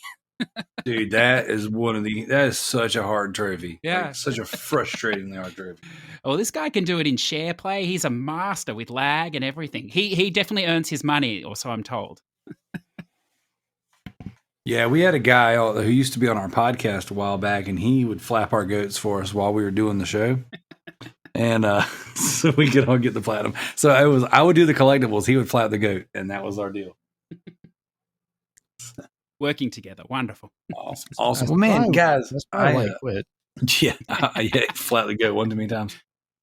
Guys, I really appreciate it, Mr. Unknown. Thank you so much for coming on here and talking with us about your trophy PTSD. I think we had a great conversation, and I really do I want to encourage you to put that information out there, man, because like it's really interesting, and it's one of those things to where like I see constantly like this struggle, with people, and like how like that internal desire to constantly chase the trophies and even go farther and going with the leaderboards and stuff. And just watching you and hearing you talk about breaking away from it and then just getting on the switch and just being kind of like set free from that. Well, I mean, I am on this podcast talking about trophies, so apparently I can't break free completely. Oh man, But, you're this is like a recovery group kind of thing, like AA or something. Yeah, good way to think about it. Yes, I think it's awesome. But thank you for coming on. Joe, Tanner, CJ, thank you guys, man. This has been great, man. I really enjoyed it. Thank the good Lord that Kalai wasn't here tonight, because she might would have just stroked out. So much trophy talk, she might would have just jumped off a building. So, but yeah, this is Loot Bros Podcast. Thank you guys so much for listening and checking it out. You guys got anything else you want to add before we bounce?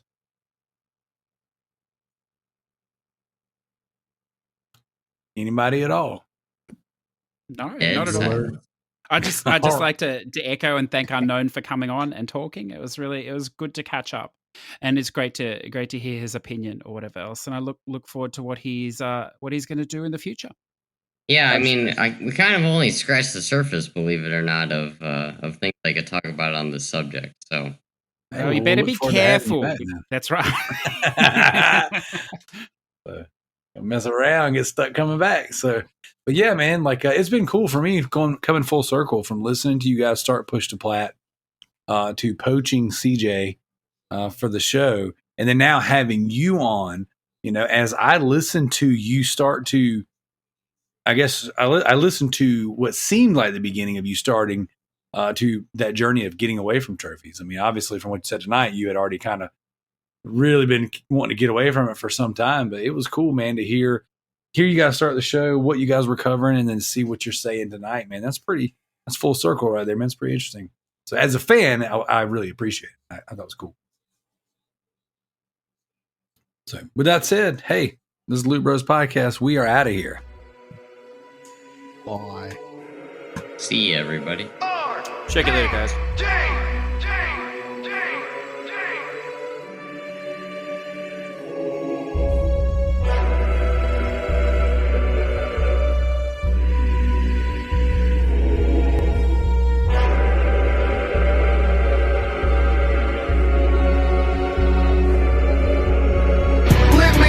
Once again, these words will hit like a whirlwind. I've gathered my chips, now I'm cashing in. How come we can't find the passion inside ourselves to be who we're meant to be and reach out to people in need? Today is all we have, tomorrow's never promised, and we can't live in the past, gotta face all the things that haunt us. Circumstances, same old song and dances. Play the cards you've been given, there are no second chances. I've wasted so much time. I am flawed by this design. My mistakes, they follow me, surrounding me like a raging sea. Can I be a better me? The world I'm telling me I have to be. I'm the set and go against the grain. I'll be the one that will face the flames. If I told you you mattered, would you listen then? That despite all your flaws, you're still a 10 out of 10. You'd say I'm lying, but you're worth your weight in gold. All these lies that you've been told, so many people for hurting your soul. Love how they say that you learn how to roll with the punches. Talk about scars, but like a bunches. Paper take anything that it touches and make it feel equal to nothing. I'm trying to speak into your soul to let you know your worth, so you can keep your head up. You'd survive worse. Can't you see yourself how you're meant to be seen? Hurting people hurt people is such a vicious thing, and I will never let anyone bring me down. I will continue to fight the fight and always stand my ground. Right is right and wrong is wrong, there ain't no arguing that. Wasted time looking back, I was so blind to the facts. All the people that I passed, everything that I didn't do. So afraid of life, looking up through my rear view. I wasted so much time. I am flawed by this design. My mistakes, they follow me, surrounding me like a raging sea. Can I be a better me? The world I'm telling me I have to be. I'm the stand and go against the grain. I'll be the one that will face the flames. Ups and downs, smiles and frowns. They say what goes around comes back around. Comes back around. Would you bleed for what's right? Choices to be made to find your way back to the light that shines bright. Day turns to night. Pray to God to keep you safe. You do your best out in the world to try and stay strong in your faith. I believe that you were great. Anyone can have a bad day. Don't let it get you down when things ain't going your way. Things change with just a blink of an eye. 1 minute you're feeling low, the next minute you're flying high. Yeah, this life is a wild ride. I'd rather fail a million times versus never set my mind to anything and even try. I'm not living just to die, I'm living so I can thrive. There will never be a day when I refuse to choose life. Listen to me, you were put in for a reason, you should know this. I've had darkness in my life, I know what low is. I've wasted so much time. I am flawed by this design. My mistakes, they follow me, surround